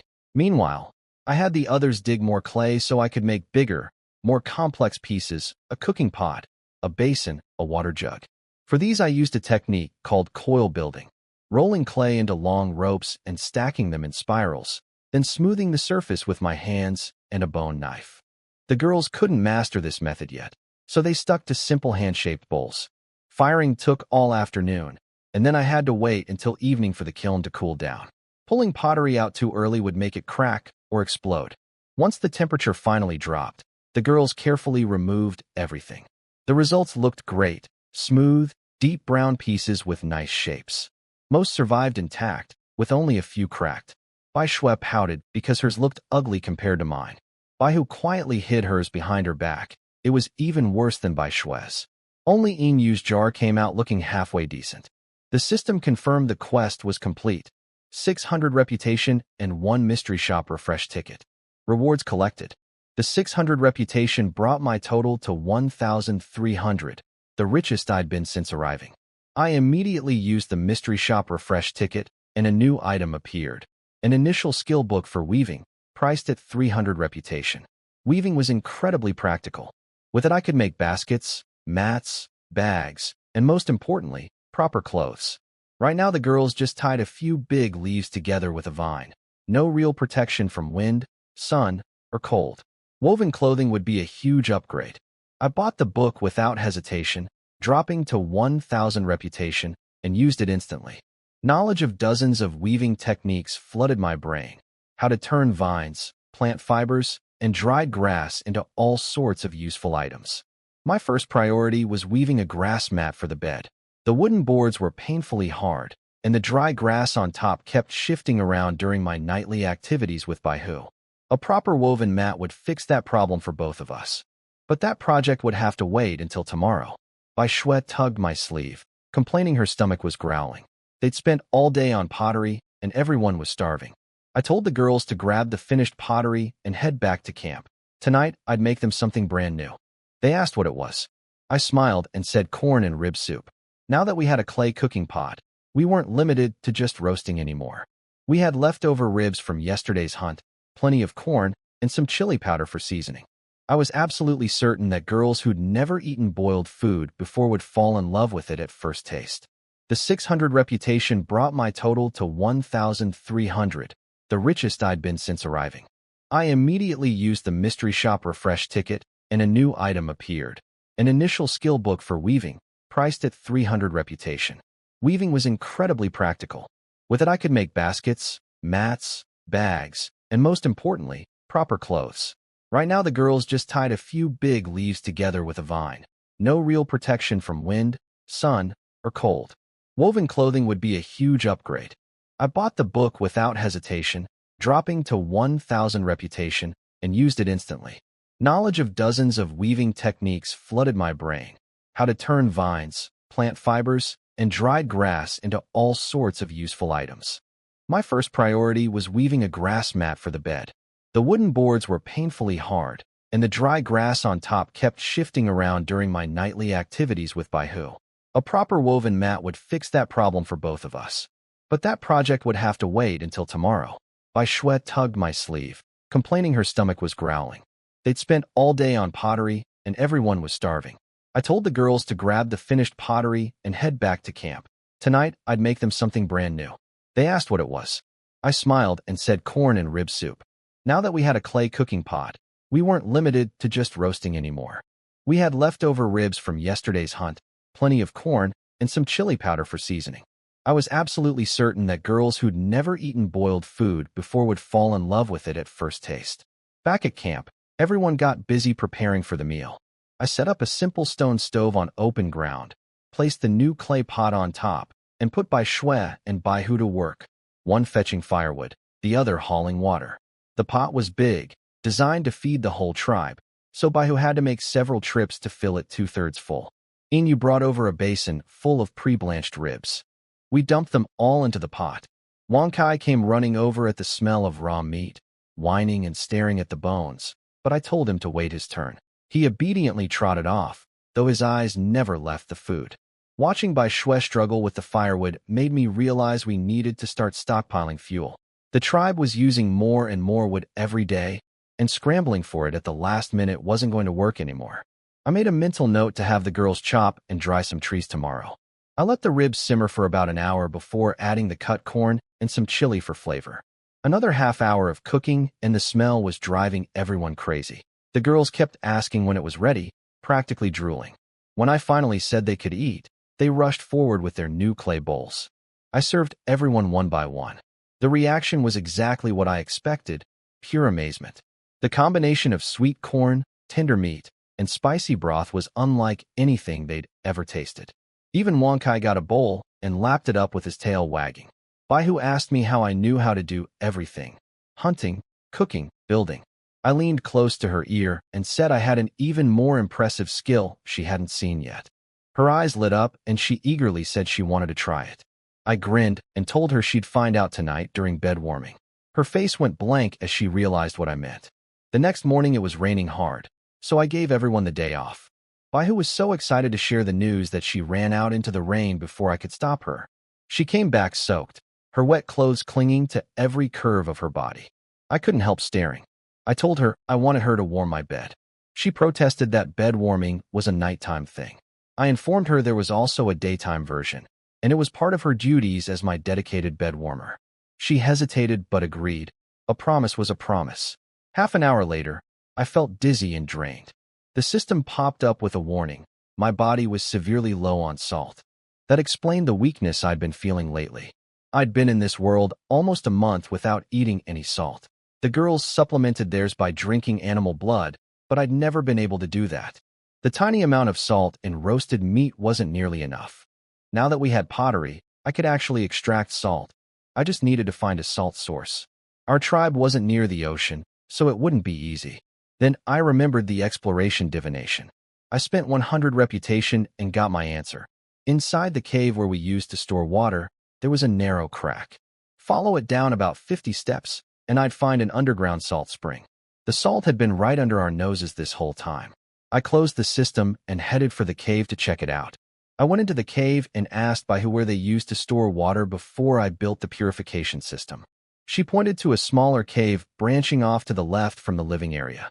When we got inside, it was dark and damp, with just some rotten old wooden containers left behind.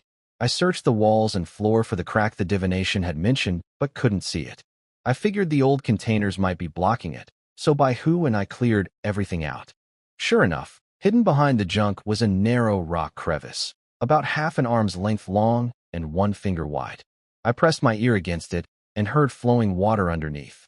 The salt spring was down there. The crack was way too small for anyone to fit through, so I sent Bai Hu to get the others.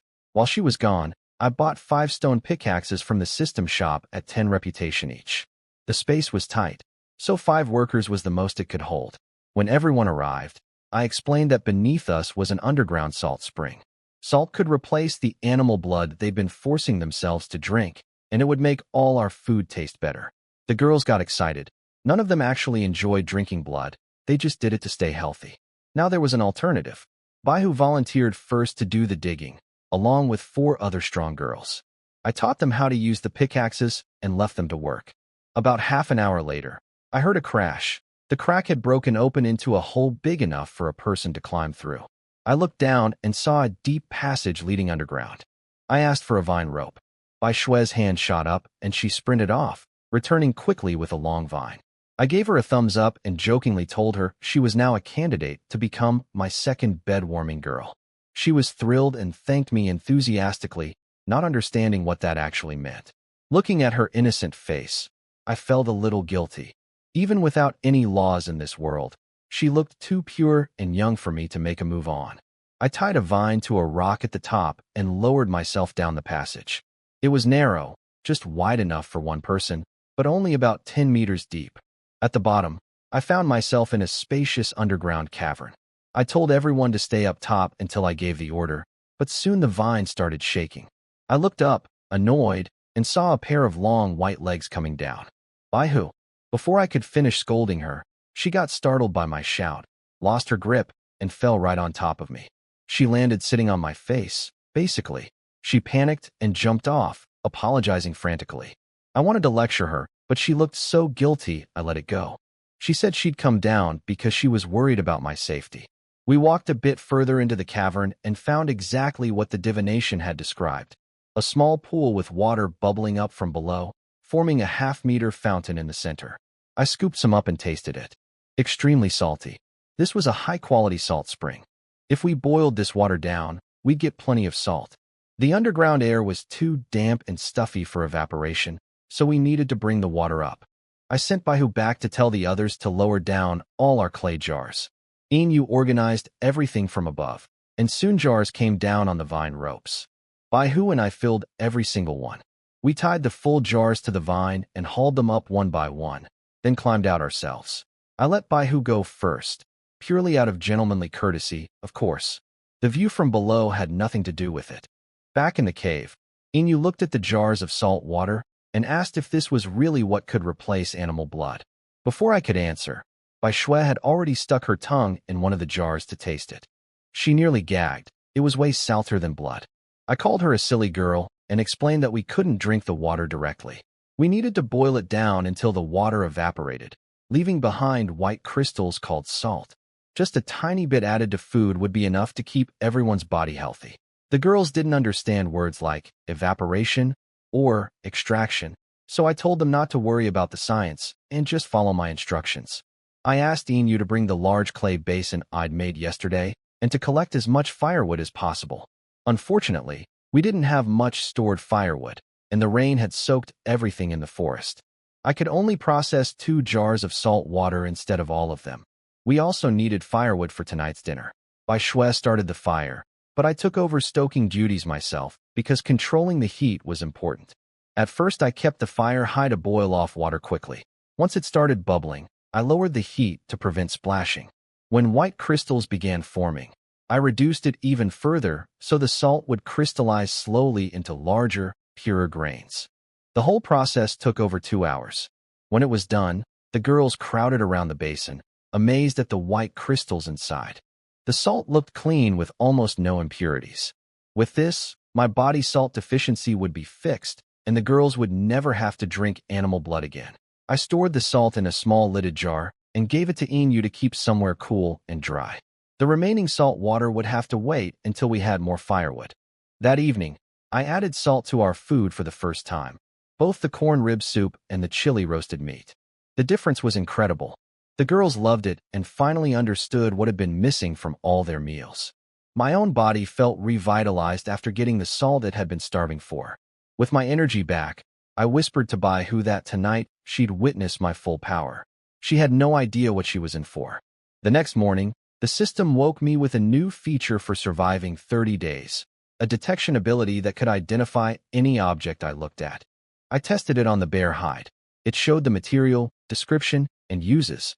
Then I looked at Baihu sleeping next to me and scanned a few things I probably shouldn't have. She woke up and caught me staring at certain areas, so I quickly changed the subject. Outside, the rain had stopped, but the forest was still muddy and wet, too soggy for chopping trees. Then I noticed clusters of red mushrooms growing on the ground nearby. I used my new detection skill on them. Poisonous red mushrooms, not edible, but that gave me an idea. With this ability, I could now tell safe mushrooms from dangerous ones at a glance. Mushrooms are nutritious and delicious, perfect for soup, especially with wild chicken. I gathered everyone for a mushroom-picking trip, but when I mentioned mushrooms, Inyu and Baihu both looked scared.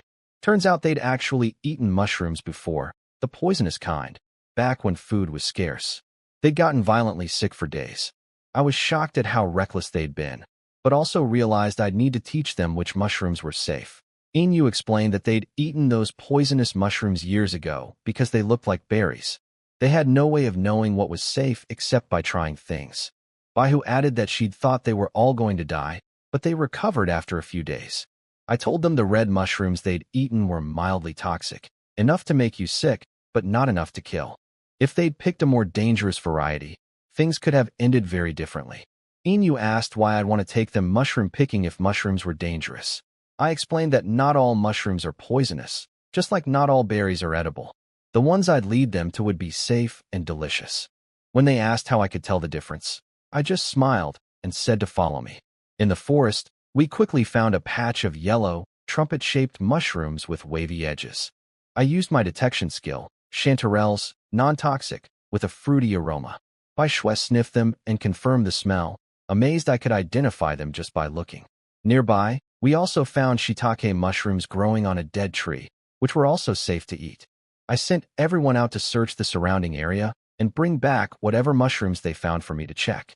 The girls scattered happily into the forest like it was a game. Baihu quietly asked how I could tell which mushrooms were safe. I raised an eyebrow and told her it depended on her performance tonight. She clenched her fist and promised to do her best. Then Bai Shui came running back holding a big mushroom. Flesh-colored with an unusually thick stem, she couldn't even wrap her hand around, topped with a flat cap that bulged slightly outward like an umbrella. Before I could scan it, Baihu spoke up and said it was edible. I was confused. I hadn't taught her anything yet. Bai Shui was equally shocked. Baihu shook her head and said she didn't know how to identify mushrooms, but she'd seen something that looked exactly like this one growing on my body, and she'd even tasted it before. Both Bai Shui and I just stared at her in stunned silence. Bai Shui innocently asked to see the mushroom growing on my body, since Baihu had apparently eaten it. I told her to ignore Baihu's nonsense. Baihu caught on that she'd said too much and quickly took it back, claiming she'd made it up. Bai Shui bought it. Of course, people don't grow mushrooms, and happily showed me a big mushroom she'd found. I scanned it. King oyster mushroom, safe to eat. She cheered and ran off to pick more. Once she was gone, I sternly told Baihu never to mention that kind of thing in front of others again. I framed it as a bedwarmer's exclusive privilege. If other girls found out, they'd want her position. That convinced her instantly. She shook her head frantically and promised to keep quiet.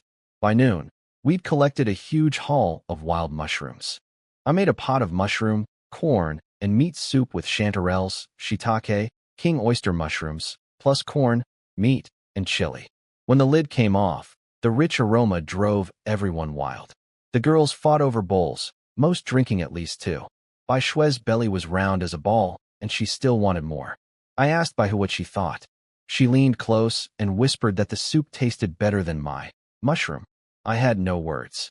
After lunch, Baihu took the hunting team out for more game, while I sent the rest of the girls to chop trees and stockpile firewood. We needed plenty for cooking and for boiling down the remaining salt water still sitting in the cave. I went to the river myself to look for weaving materials and found a patch of bulrush, tough, flexible grass perfect for making mats. I cut a huge bundle and spread it out to dry in the sun back at camp.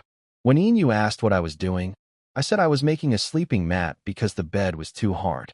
The real reason was that the hard surface was ruining my nightly activities with Baihu, but I kept that to myself. Inyu reminded me we still had jars of salt water waiting. Since the girls had gathered plenty of firewood, I told her to get Bai Shui to start a fire while I fetched the remaining jars. Time to finish extracting the rest of the salt. I brought out all the remaining salt water jars and poured 5 of them into the big clay basin at once. This time we had plenty of firewood, so I could work at full capacity. Inyu asked if the girls should keep chopping trees, but I told her we had enough wood for several days. Instead, I sent her to the river to cut more bulrush grass so I could weave sleeping mats for everyone in the tribe. By evening, I'd finished extracting the salt, and Inyu's group had brought back a big load of bulrush. But the sun went down before it could dry properly, so we'd have to continue drying it tomorrow. Then Bai Shui came to me looking worried. Hu and the hunting team still weren't back. It had been hours since they'd left after lunch. I told her we'd wait a bit longer, and if they didn't show up, I'd go looking for them. I was getting genuinely concerned. Finally, I spotted figures stumbling out of the forest. It was the hunting team, but something was wrong. They shouted that Hu was hurt. My stomach dropped. I ran over and found Hu limping, supported by the cowhorn girl. Her right foot was injured. The other 4 girls were hauling a large animal carcass behind them. Hu tried to smile and play it off, saying she'd just cut her foot chasing prey and it would heal in a few days. The cowhorn girl backed her up, saying beast-eared girls heal fast. They'd even recovered from eating poisonous mushrooms before. I asked Shui to confirm, and she shyly admitted it was true because she'd been the one who'd injured her foot before. Of course she was. That girl managed to be involved in every mishap. Still, I wanted to check the wound myself. I told Hu to sit on a log and lift her foot. I knelt down, held her injured foot, and examined it closely. She watched me for a moment, then quietly asked, "Are you going to lick it?" I brought out all the remaining salt water jars and poured 5 of them into the big clay basin at once. This time we had plenty of firewood, so I could work at full capacity. Inu asked if the girls should keep chopping trees, but I told her we had enough wood for several days. Instead, I sent her to the river to cut more bulrush grass so I could weave sleeping mats for everyone in the tribe. By evening, I'd finished extracting the salt, and Inu's group had brought back a big load of bulrush. But the sun went down before it could dry properly, so we'd have to continue drying it tomorrow. Then Shui came to me looking worried. Hu and the hunting team still weren't back. It had been hours since they'd left after lunch. I told her we'd wait a bit longer, and if they didn't show up, I'd go looking for them. I was getting genuinely concerned. Finally, I spotted figures stumbling out of the forest. It was the hunting team, but something was wrong. They shouted that Hu was hurt. My stomach dropped. I ran over and found Hu limping, supported by the cowhorn girl. Her right foot was injured. The other 4 girls were hauling a large animal carcass behind them. Hu tried to smile and play it off, saying she'd just cut her foot chasing prey and it would heal in a few days. The cowhorn girl backed her up, saying beast-eared girls heal fast.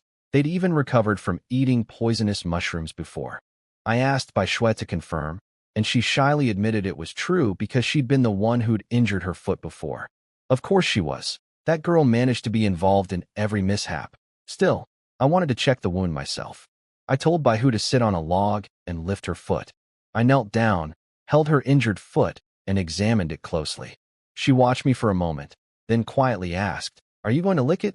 Hu asked if I was going to lick her wound. That's how beast-eared girls normally treat injuries. I wasn't about to do that. I examined her foot instead and found a thumb-length cut on the sole, probably from something sharp. It wasn't deep and had mostly stopped bleeding, but needed proper care. I had Shui bring water and mixed in some of our freshly extracted salt to make a simple antiseptic solution. I warned Hu it would sting, then poured it over the wound to clean out dirt and dried blood. After that, I went into the forest and found plant and herb, a common plant with anti-inflammatory and blood-stopping properties that I'd spotted earlier while mushroom hunting. I crushed it up and applied it to the cut, then wrapped her foot with some of the bulrush grass as a makeshift bandage. I told her to rest and not move around until it healed. Right then, the system triggered a new quest: make grass sandals to protect the hunting team's feet. The reward was 50 reputation per pair, plus a bonus 300 reputation and an initial metal smelting guide, once all 6 team members had shoes. That last reward was huge. It meant I could start working with metal, upgrading the tribe from the Stone Age to bronze or iron tools. Sharper arrowheads, better spear tips, everything would improve. Making sandals would be easy with the weaving skill I'd just learned and the bulrush we'd been collecting.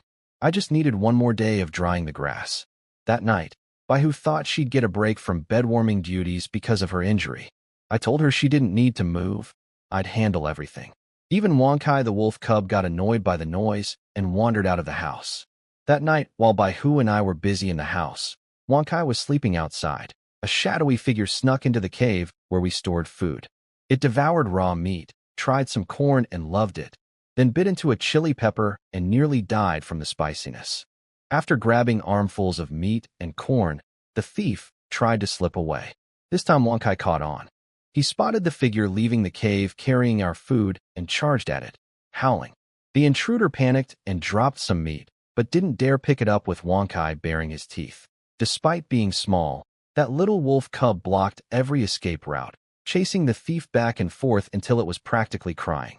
Wonkai's constant howling woke me up. Baihu, still red-faced and breathless from our activities, suggested a wild animal might have gotten into camp. I grabbed my bow and went outside. Inu rushed over and told me someone from another tribe had broken in to steal our food. That shocked me. I didn't even know other tribes existed nearby, and they had the nerve to steal from us? Bai Shui whispered something strange to me. The thief had no legs. Instead, she had a long, thick tail. Inu confirmed it. Normal upper body, but no legs at all. I immediately thought of one thing. A snake person. When I pushed through the circle of girls surrounding the thief, I saw I was right. Huddled in the corner, trembling with fear, was a snake woman. She had a beautiful face with sharp features, narrow purple slit pupil eyes like a serpent's, and long silver-white hair. From the waist up, she looked like any of my girls, but below that she had a long silver-white scaled tail instead of legs. Her name, I'd later learn, was Su Su. I was genuinely surprised. This world had snake women on top of beast-eared girls. Despite being covered in dirt and leaves, this snake girl was stunningly beautiful, with an exotic, almost dangerous allure. Inu asked how we should deal with her. I told everyone to hold on while I questioned her first. I praised Wonkai for catching the thief. Without his barking, she would have gotten away clean. The snake girl whimpered that she wasn't a bad person, but I cut her off. She'd stolen our food, so she'd face consequences. I counted what she was carrying, several chunks of meat and some corn. She panicked and dumped everything on the ground, begging me not to miscount. With her arms empty, her figure was fully visible, and I have to say, it was impressive. She noticed me staring and blushed. I played it cool and pointed at her chest area, where the fur covering looked suspiciously bulgy. I demanded to know if she'd hidden more stolen goods under there. She swore she hadn't, but I told her she could either strip the hide off in front of everyone or let me personally inspect. She chose the private inspection, turning her head away and pulling the hide open. I took a thorough look and confirmed there was nothing hidden, just her. Then I got serious and asked who she was. Her name was Su Su, from the Snake People tribe. None of my girls had ever heard of that tribe. I asked her the obvious question. If she had her own tribe, why was she sneaking around stealing from us? Su Su broke down crying and told me her tribe had been destroyed. Another tribe attacked the Snake People, and she barely escaped in the chaos. She'd been wandering the forest for 10 days, sometimes finding berries, but mostly going hungry. Tonight she was so starved she resorted to stealing from us. This hit me hard. It confirmed something I'd been worried about since arriving. Tribes in this world attack and destroy each other. I'd asked my girls about other tribes before, but none of them had ever encountered one, so I'd gradually let my guard down. Su Su's story changed that. I asked how she found our tribe. She said she'd spotted our hunting team in the forest today and followed them back. That was a relief. It meant our location hadn't been discovered by anyone else. As long as I kept Su Su under control, we were still hidden. I pressed her about who attacked her tribe. She didn't know the name, but described the attackers as huge, strong people with black horns on their heads, like our cowhorn girls' horns, but much bigger. That sounded like minotaurs to me. In a world with snake women and beast-eared girls, bull-headed warriors weren't a stretch. I asked how far away her tribe was. She didn't know exactly since she'd been lost and wandering, but she counted 10 days of travel through the forest. That was reassuring. It meant the Minotaur tribe was far from us, and they probably wouldn't stumble across our location anytime soon. Still, this was a wake-up call. I needed to be more careful about the hunting team being followed, and more importantly, I needed to complete the grass sandal quest fast to get that metal smelting guide. If our tribe ever faced an attack, Stone Age weapons wouldn't be enough. Metal tools and weapons could make the difference between survival and destruction. While I stood there thinking, Su Su nervously asked what her punishment would be. Bai Shui tugged my sleeve and begged me to let her stay, saying the poor girl would die alone in the forest. I pulled Inu aside for her opinion. She said calmly that we shouldn't let Su Su leave, not out of kindness, but because she now knew our location. If she got captured by another tribe, that information could put us in danger. I was impressed by Inu's sharp thinking. She was right. I turned to Su Su and gave her two options: join our tribe, or Before I could finish the second choice, she jumped in and chose the first one. Smart girl. She understood the alternative wouldn't be pleasant. I told her she was welcome, but as punishment for stealing, she'd have to do extra work for a while. She agreed eagerly. Bai Shui cheered that we had a new member. The other girls buzzed with curiosity about this strange snake woman from a faraway tribe. Then Su Su hesitantly asked me one more thing. She had a younger sister hiding in the forest. She'd kept it secret because she wasn't sure yet whether we were safe people. She'd stolen extra food to bring to her sister. Now that she knew we weren't going to hurt her, she wanted her sister to join too. I found that touching, actually. Two sisters surviving together in the wilderness. And the thought of a sister pair joining the tribe wasn't bad either. I asked where her sister was. Su Su said she could lead us there right now. I called the hunting team to grab their weapons and come along, told Inu to watch over the camp, and followed Su Su into the forest. The forest at night was dangerous, but we had no choice. We needed to find Su Su's sister. Luckily, the moon was bright enough that we didn't need torches. Carrying fire in a dark forest is risky because it can attract large predators. Only a large group with many torches could scare beasts away, and we were too few for that. Su Su said she'd hidden her sister in a big tree near the river to keep her safe from animals. Snake people were natural climbers, so that made sense. I told everyone to move fast. The longer we stayed out here, the more danger we were in. About 10 minutes later, we reached the river. Su Su asked to go ahead alone so she wouldn't scare her sister. I agreed. She slithered to a large tree and made hissing sounds. The leaves rustled, and a small face peeked out. Then a little snake girl climbed down excitedly. Her name was Ching Ching. She had green hair, blue eyes, a round baby face, and a leaf bough in her hair. She was clearly young and not nearly as developed as her older sister.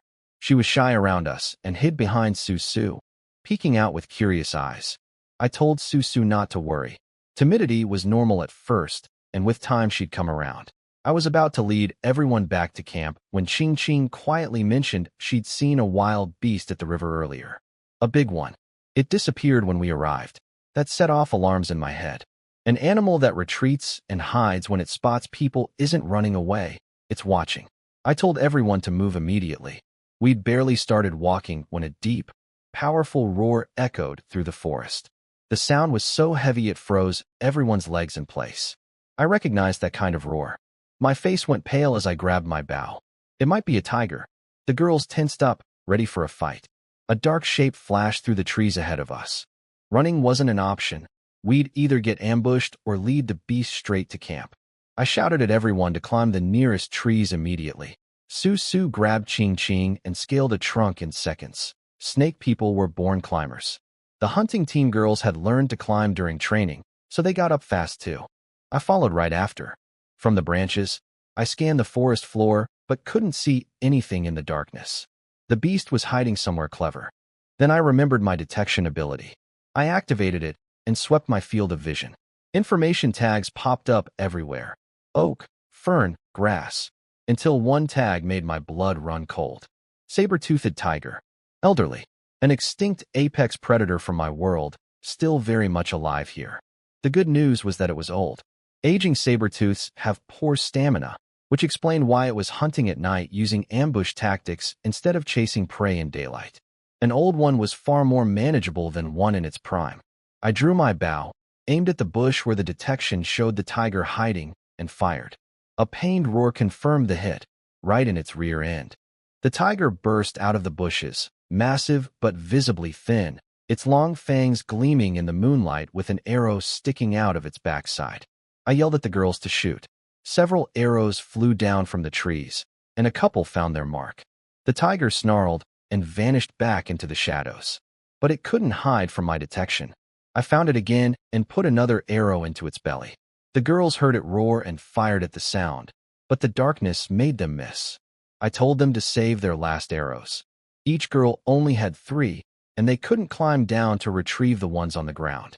I regretted not buying extra arrows from the system shop beforehand. With enough ammunition, we could have turned this thing into a pincushion. I scanned the area ahead, but couldn't find the tiger. For a moment, I thought it had given up and left.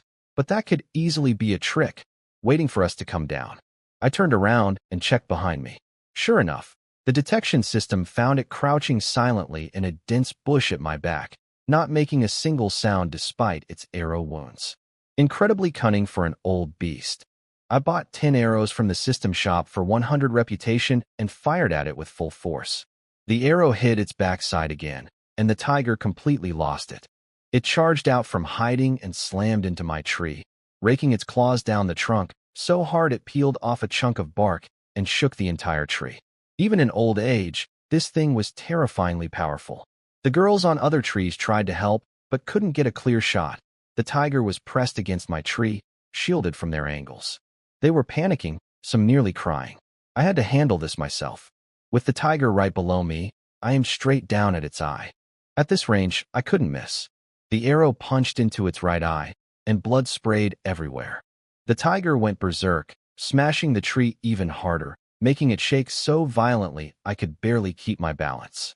I tried to hit the other eye, but the swaying threw off my aim. The arrow just grazed its skull, which was too thick to penetrate. I switched targets to its belly, a much softer area. After several shots, one arrow slid in at a sharp angle and hit something vital inside. The tiger collapsed, convulsing on the ground. Then the tough old beast bit the arrow shaft and yanked it out of its own stomach. Blood poured from the hole onto the ground. The saber-tooth struggled back to its feet and glared at me with pure hatred. I kept firing arrows, but the clever beast started dodging while still circling my tree, refusing to leave but no longer standing still. It would attack the trunk between dodges, a smarter strategy than before. The tree was starting to give. Then I saw a torchlight flickering through the dark forest and heard footsteps rushing toward us. It was Inu and the rest of the tribe. The girls on the trees started screaming for help. Baihu had come too, limping on her injured foot. She took charge instantly, told everyone to raise their torches high and hold their spears at an angle, then led the group slowly toward the tiger in a tight formation. The saber-tooth growled but backed away from the wall of fire and pointed weapons. It glanced up at me one last time, then turned and disappeared into the darkness. It was smart enough to know that staying meant death. Baihu asked if I was okay. I told her I was fine, then confirmed with my detection ability that the tiger had truly left before climbing down. Inu explained they'd heard the roaring and got worried when we didn't come back, so she and Baihu organized a rescue party with torches and spears. The torch and spear formation was Baihu's idea, something I taught her during our nighttime sessions. Su apologized, saying this whole mess was her fault for leading us into the forest at night. I told her to drop it. She was part of the tribe now, and the best way to make up for it was to work hard. She and Ching both promised eagerly. I called for everyone to head back before we attracted more predators. When I saw Baihu limping along, I told her to get on my back. She tried to refuse, saying it wasn't appropriate for a chief. So I just picked her up in my arms instead and told her this was a special reward she wasn't allowed to turn down.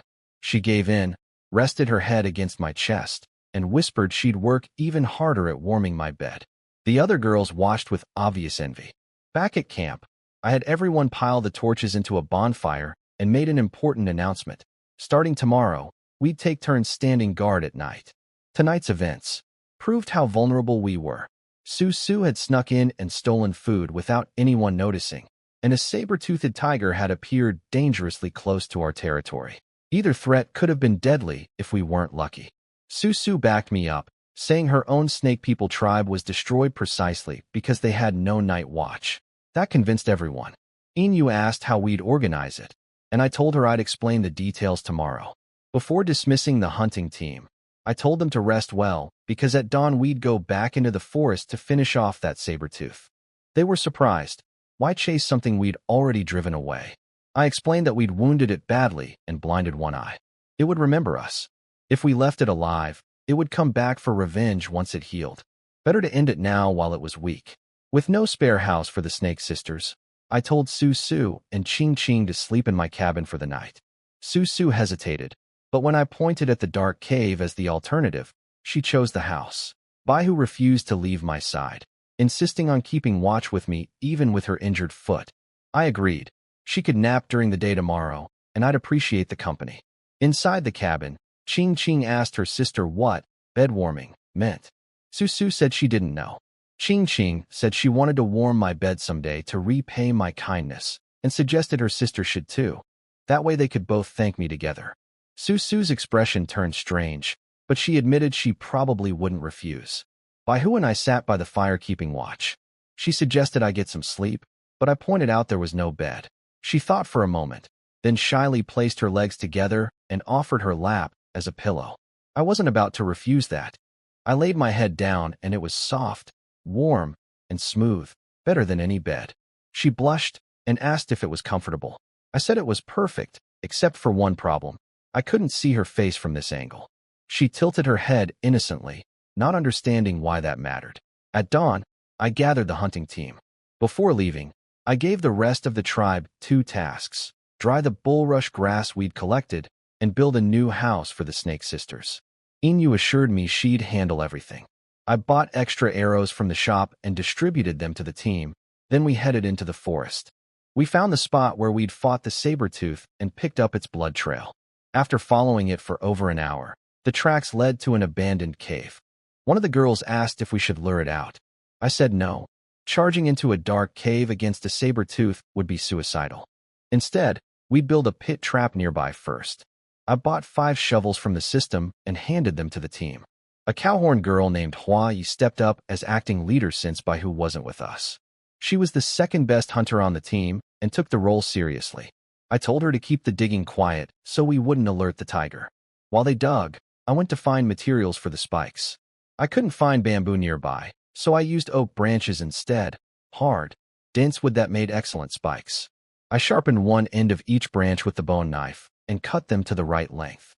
But this time I needed more than just a regular pit trap. A saber-toothed tiger has incredibly powerful legs and could potentially leap out of a hole.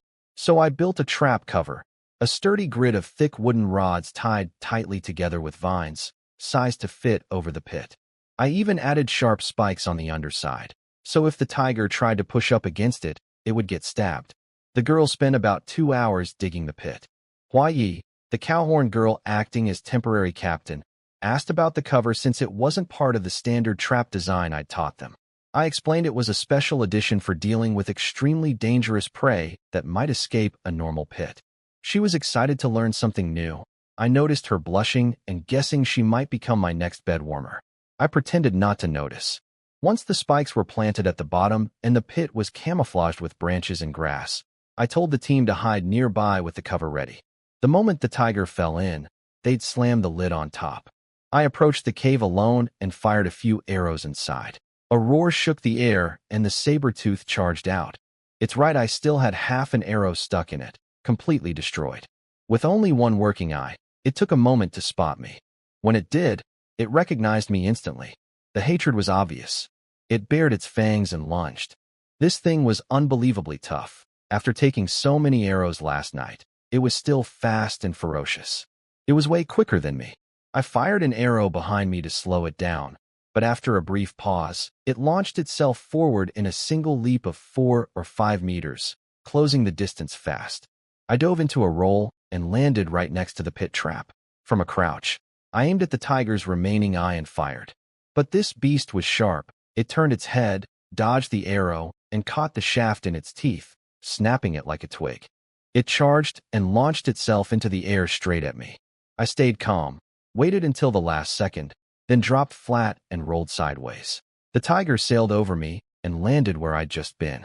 Its momentum carried it a few steps forward, right onto the camouflage trap. As its feet hit empty air, I fired one final arrow into its raised backside. The tiger screamed and plunged into the pit. The girls rushed out with the trap cover and slammed it down over the opening, sealing it shut. Down below, the tiger had landed on its side, and the wooden spikes drove deep into its body and between its ribs. Blood poured everywhere. I ordered everyone to fire arrows through the gaps in the cover. This time, they had plenty of ammunition. Dozens of arrows rained down, piercing the tiger from every angle. Its roaring gradually faded to silence, but I wasn't taking chances with this cunning old beast. I put several more arrows into it and blinded its last eye. Only after it stayed completely still did I have the girls remove the cover and haul the body out. The girls gathered around the massive carcass in awe. Its claws were as big as someone's face, Its fangs could be carved into weapons sharper than our bone knives, and its fur would make excellent clothing. When one girl asked if we could eat the meat, I told her probably not. Predator meat tends to be tough, lean, and smells bad, especially from an old animal. But we could feed it to Wonkai, and the bones, teeth, tendons, and hide were all incredibly valuable resources. I told the girls to prepare the body for transport while I went to check the tiger's cave with Huayi. Large predators often leave behind useful bone deposits in their dens. Huayi and I crept into the saber-tooth's cave. It stank of rot and decay. She asked nervously if there might be more beasts inside. I told her no, apex predators don't share dens. Deep inside, we found exactly what I'd expected: piles of animal bones, some still carrying rotten flesh. The tiger had clearly been eating well for a long time, though the lack of fresh kills explained why it had been hunting near the river last night. It hadn't caught anything recently. Huayi looked at me with admiration when I explained all this. I noticed she'd been giving me those starry-eyed looks a lot. I made a mental note to explore that situation more closely sometime. We started picking through the bones for usable pieces. Then Huayi shouted that she'd found another opening in the cave wall. Before I could react, she'd already squeezed her upper body through. The view from behind was educational. I allowed myself a long look. Then her voice echoed back excitedly. She said there were beautiful stones inside. But a second later, her tone changed to panic. She was stuck. Her shoulders had wedged into the narrow gap, and she couldn't pull herself back out. I walked up behind her, wrapped my hands around her waist, and told her to squeeze her shoulders together on the count of 3. When I pulled, we both went flying backward. I landed hard on the rocky ground with her sitting on top of me. My backside took the full impact. She jumped up apologizing, but when I looked up at her, I froze. The force of our tumble had knocked the animal hide covering her chest completely off. It had slid down to her waist, leaving everything exposed. I swallowed hard and awkwardly pointed out that her clothes had fallen off. She looked down at herself in total confusion. Huayi screamed and spun around, covering her chest with both hands. Her face was completely red. I promised to close my eyes while she fixed her clothes, though I may have peeked through my fingers a little. I noticed that different beast-eared girls had different levels of shyness. Huayi was much more modest than Baihu, who probably would have asked me to help her put the hide back on. Once she was dressed again, I changed the subject and asked about the stones she'd mentioned finding. She said the cave behind the gap was full of beautiful green stones. I went to take a look and saw small green spheres growing on the cave walls, with some branch-shaped formations on the ground. I couldn't identify them by sight, so I used my detection ability. Malachite, a common copper ore used for decoration and copper smelting. My heart started racing. Copper is the key ingredient for making bronze. Once I completed the grass sandal quest and got the metal smelting guide, I could actually start producing metal tools and weapons. This discovery would push our tribe into the metal age far sooner than I'd imagined. But I couldn't mine it right now. We didn't have enough people or proper tools with us. The cave was far from camp, and we still had the tiger's body to haul back. More importantly, I needed to keep this location secret. If another tribe stumbled across this cave and found the copper ore, we'd lose everything. I told Huayi to block the opening with the animal bones and pile stones over the gaps so nobody would notice the hidden cave. She was disappointed about leaving the pretty stones behind, but when I told her how important they were, she got serious and did a thorough job disguising the entrance. We grabbed some usable bones and headed out. The other girls had finished tying up the saber-tooth's body. Huayi nearly blurted out our discovery, but I shushed her. That information would wait until we were safely back at camp. Back at camp, the girls crowded around the saber-tooth's body in amazement. Bai Shui compared her tiny hand to its massive paw, and her jaw dropped. Baihu asked if anyone was hurt, clearly more worried about our safety than the kill. I teased her by saying she of all people should know how capable I was. She blushed and looked away. Huayi couldn't contain herself and started telling everyone about the amazing green stones we'd found. But when she said it was just pretty rocks, the girls instantly lost interest. Bai Shui said she'd picked up nice stones by the river before. Nothing special. Huayi got flustered trying to explain why these were different. I stepped in and told everyone these weren't ordinary stones. They were metal ore. The girls had no idea what that meant, so I explained it simply. Inside these special rocks was a hidden treasure called metal. If extracted properly, metal could be used to make tools far superior to anything we currently had, sharper than bone knives, strong enough to cut through vines and bamboo in a single stroke. That got their attention. Inu looked me over and asked where the ore was. Baihua pointed at a bulge in my lower clothing and declared I must have hidden it there. Baihu immediately shot that down. She knew perfectly well what was actually there. I coughed and explained that the ore was still in the cave and needed to be properly mined, which required preparation.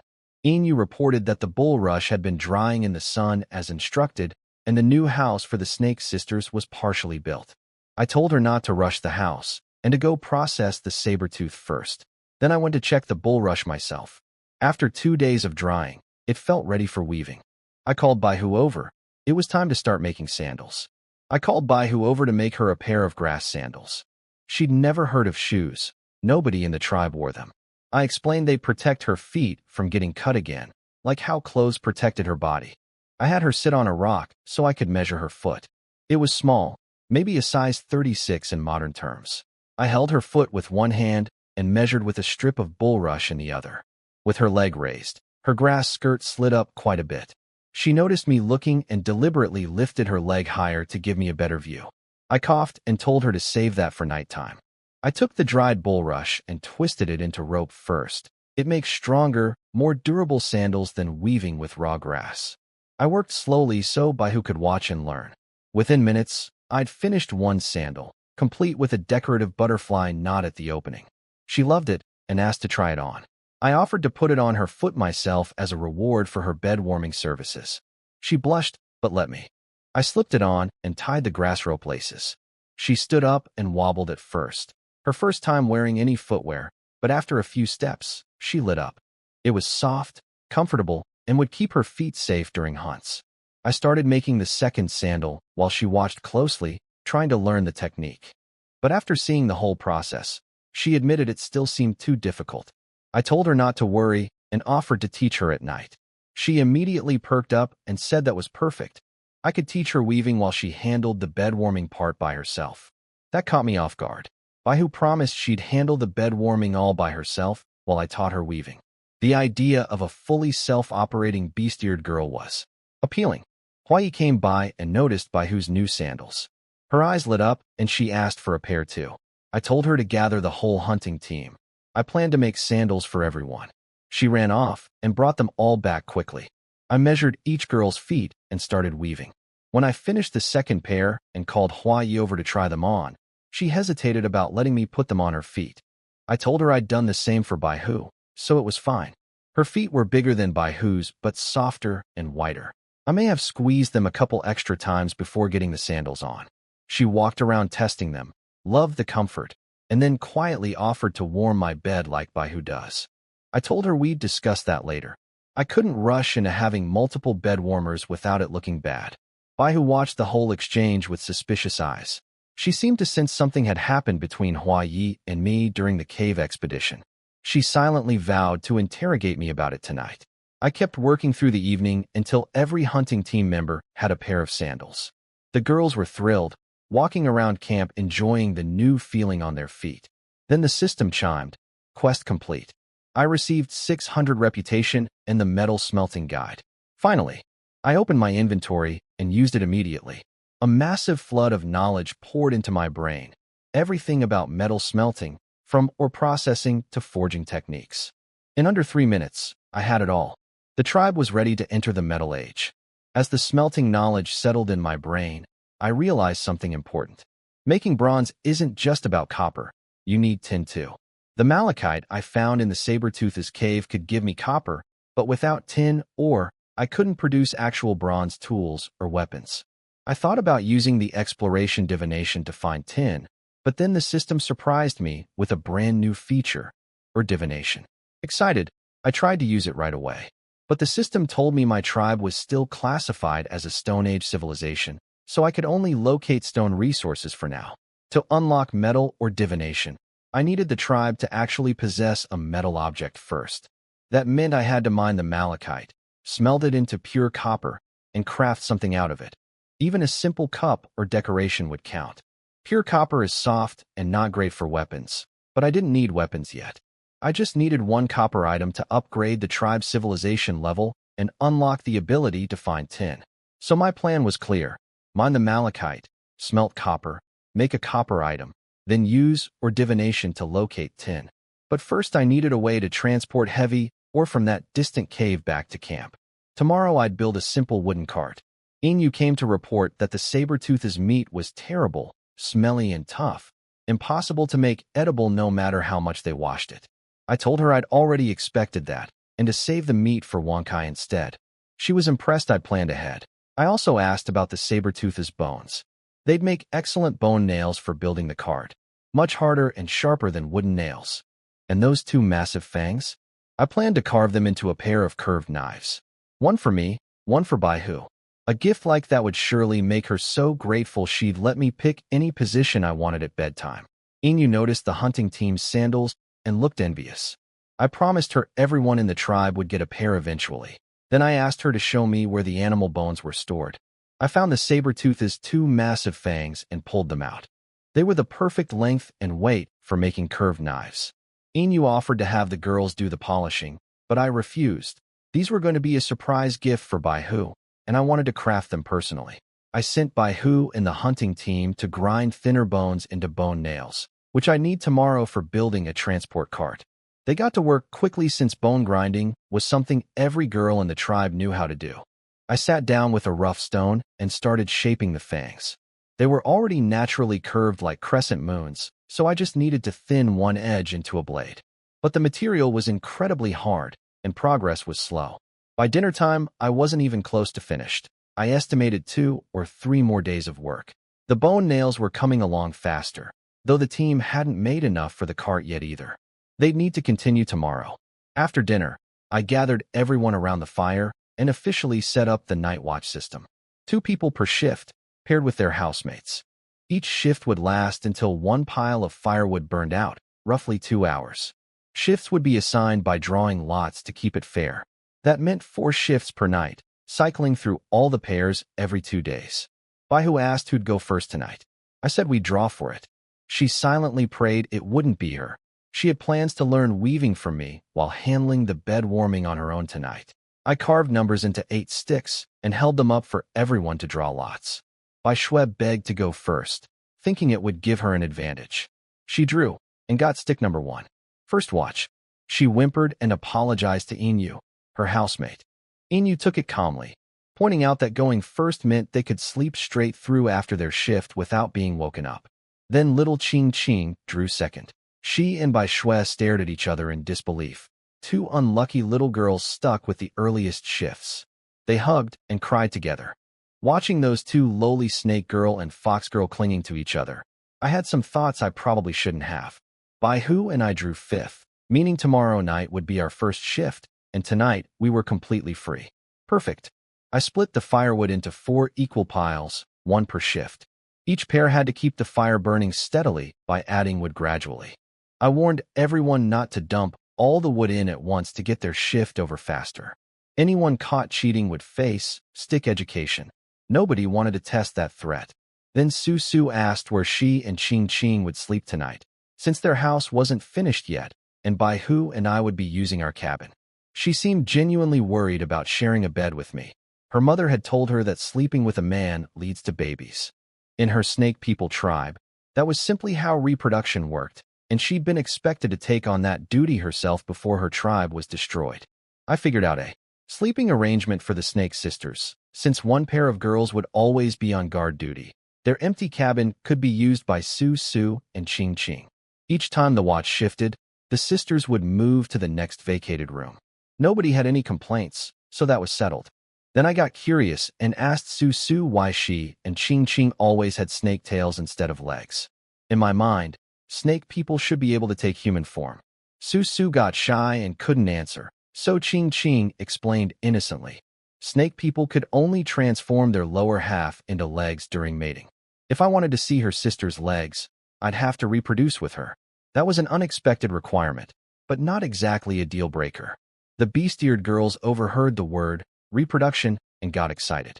They had no idea what it meant since there had never been a male in their tribe before. Ching Ching told them it was how you make babies. The girls immediately turned to me, asking if I knew how reproduction worked.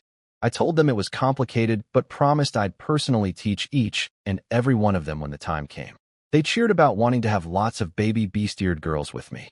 Baihu pulled me aside and whispered, asking if I actually knew what reproduction was.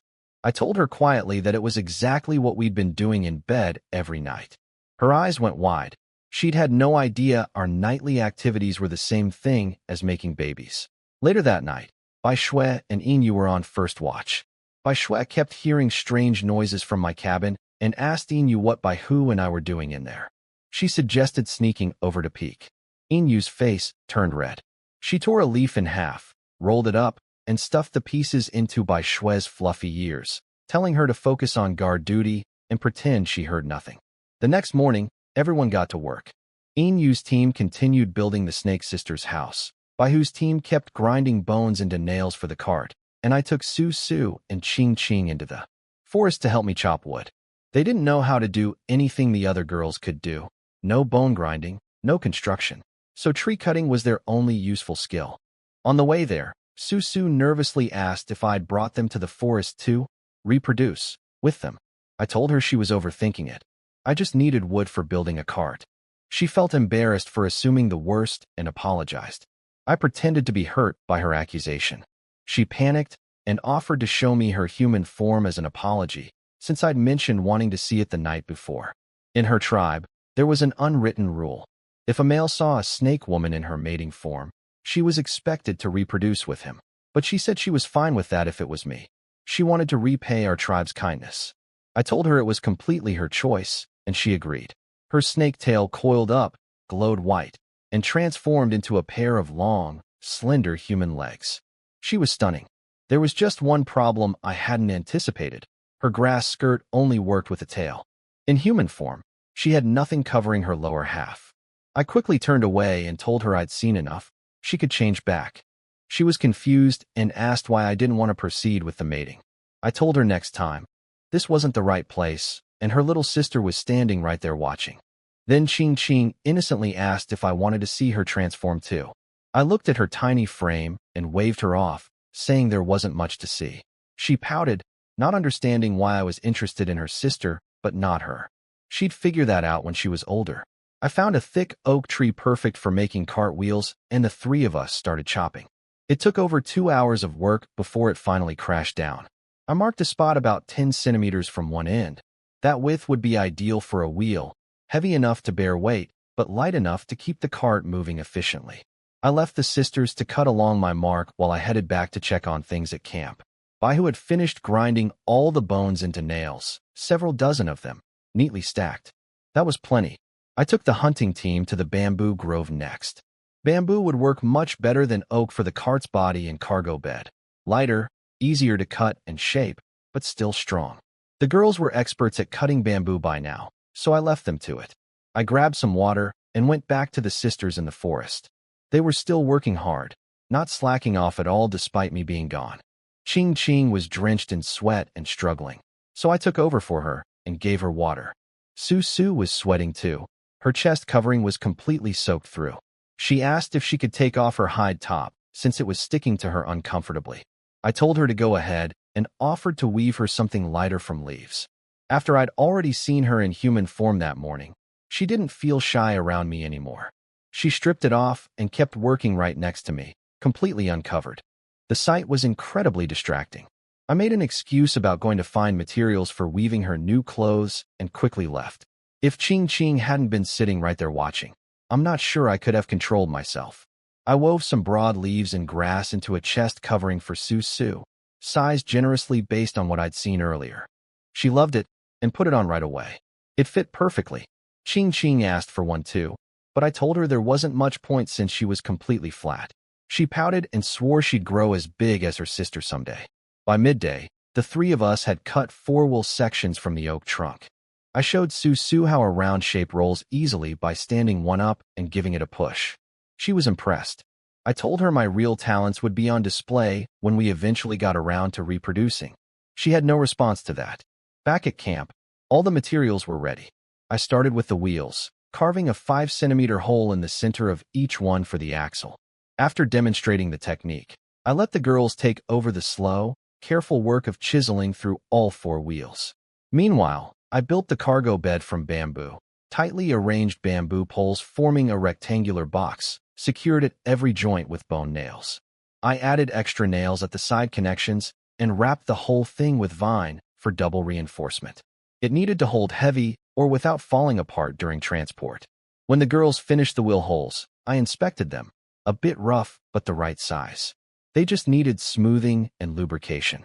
In the primitive world, animal fat works as a substitute for grease. I asked Inu to bring some of the white fatty substance scraped from the saber-tooth's body. Baihu volunteered instead, saying she knew exactly what fat looked like. She'd seen it and even tasted it before. She came back quickly with a jar full of the stuff. Then she leaned close to my ear and whispered something that left me speechless. She said this fat looked nothing like what came out of my body. I had absolutely no words. I told Baihu that what comes out of my body is definitely not fat. She mumbled that she'd been wondering why the taste was different. I cut her off before she could say anything worse. I took the animal fat and smeared it inside all 4 wheel holes with a stick to reduce friction. Then I found 2 strong bamboo poles for axles, inserted them through the wheels, and secured everything with bone nails so the wheels wouldn't slide around.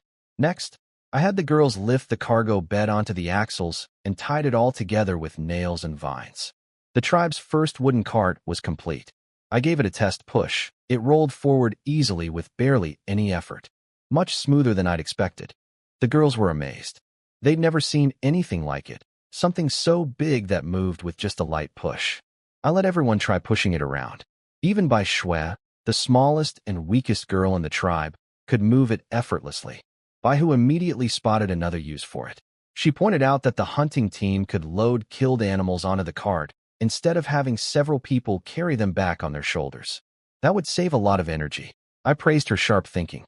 She blushed and credited my nightly teachings. Then Inu raised a practical concern. The cart was light empty, but could it really handle a full load of heavy or transport it over a long distance? She had a good point. We needed to test it under weight.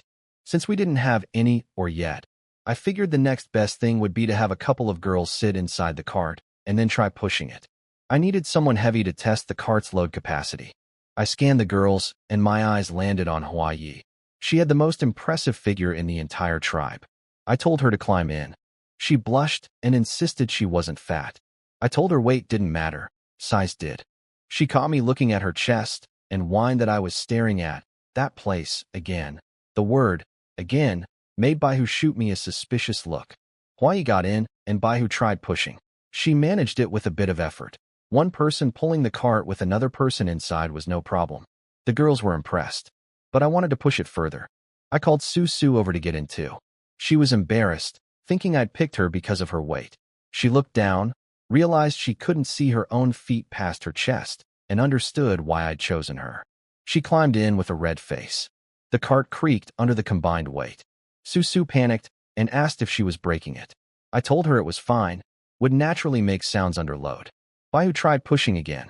This time the wheels dug into the soft ground, and she could barely move it. After a second attempt, it inched forward slightly then stopped. She shook her head. Too heavy for one person. That was expected. 2 people weighing over 100 kilograms plus the cart itself on soft forest ground was too much for a solo pusher. But I planned for this. I'd built 2 holes in the front of the cargo bed for threading ropes. With 2 people pulling from the front and 2 pushing from behind, we could move 400 or 500 pounds or easily. I just needed to weave some strong ropes from grass, which I could do with my weaving skill. Baihu asked excitedly if we could start mining tomorrow. I told her yes. Once I braided the ropes in the morning, we'd head out to collect our first load of copper ore. After all this time in the primitive world, we were finally about to enter the Metal Age. The girls cheered when they heard we'd be mining tomorrow. Inu asked if everyone needed to go. I said no. 10 people would be enough. We needed some to stay behind and guard the camp, and the mine entrance was too small for a big group anyway. The hunting team of 6 would come for sure, so I just needed 3 more volunteers. Everyone wanted to go. Then Su stepped forward and asked to join. She wanted to prove she could contribute to the tribe. I agreed. She had decent stamina from all that tree chopping, and I could tell she needed to feel like she belonged here. She was so grateful she blurted out that she was available for reproducing anytime I wanted. I told her to keep that kind of talk quiet. Baihu overheard and immediately got jealous. To her, reproducing meant bed warming, and she wasn't about to let Su Su steal her position. Ching Ching begged to come too, but I turned her down. She was too small for heavy labor. She tried the same tactic as her sister, offering to reproduce with me anytime. I told her mining and reproducing were separate matters. Mining was off the table, but the other offer. I'd keep that in mind for later. Bai Shui also asked to go, and I pointed at Ching Ching and told her to sit with the other rejected one. She whimpered. In the end, I picked 2 more girls to round out the team of 10. One was a sheep-horned girl named Shui Rong, who had the palest skin in the tribe. The other was a horse-tailed girl named Wu, who wore her hair in 2 braids and had a sweet face. That night during our watch shift, Baihu confronted me about Su Su. She said Su Su's bold talk about reproducing and the way she looked at me were dead giveaways. Her bed-warming instincts told her Su Su wanted to warm my bed. She was clearly jealous. I asked what she'd do if Su Su really did join. Without hesitation, she said she'd insist on going first. I suggested both of them could do it together. She was stunned. She couldn't imagine how that would work. I told her I'd personally demonstrate with both of them sometime soon.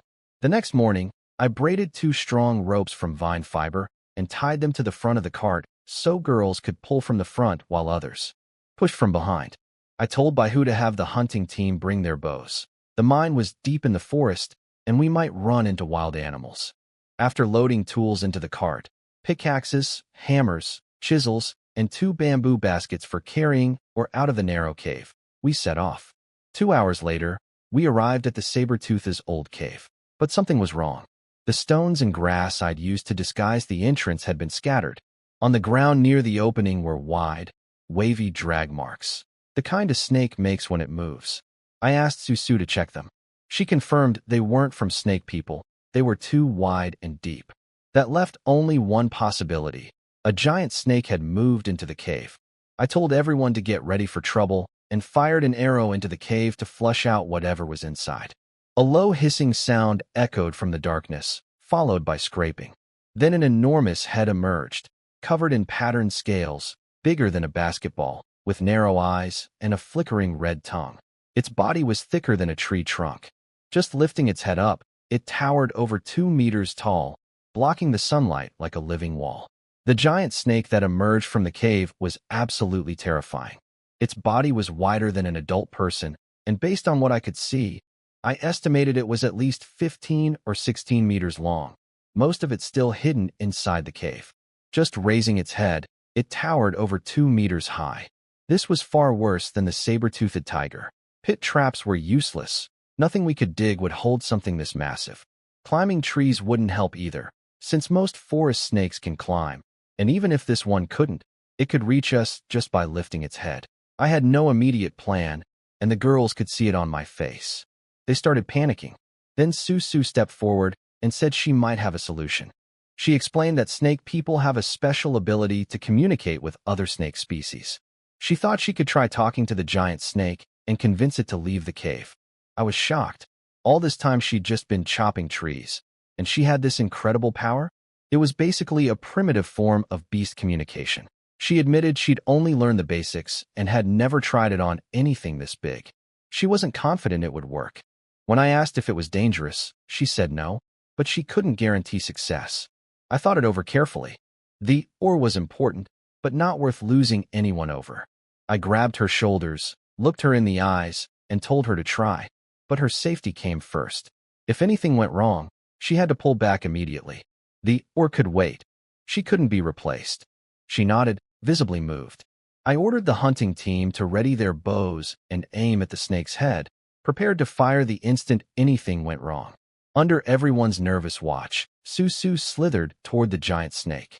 The moment it saw her, its pupils narrowed to slits and it rushed out of the cave, coiling its massive body around her in a circle. The girls nearly fired their bows, but I stopped them.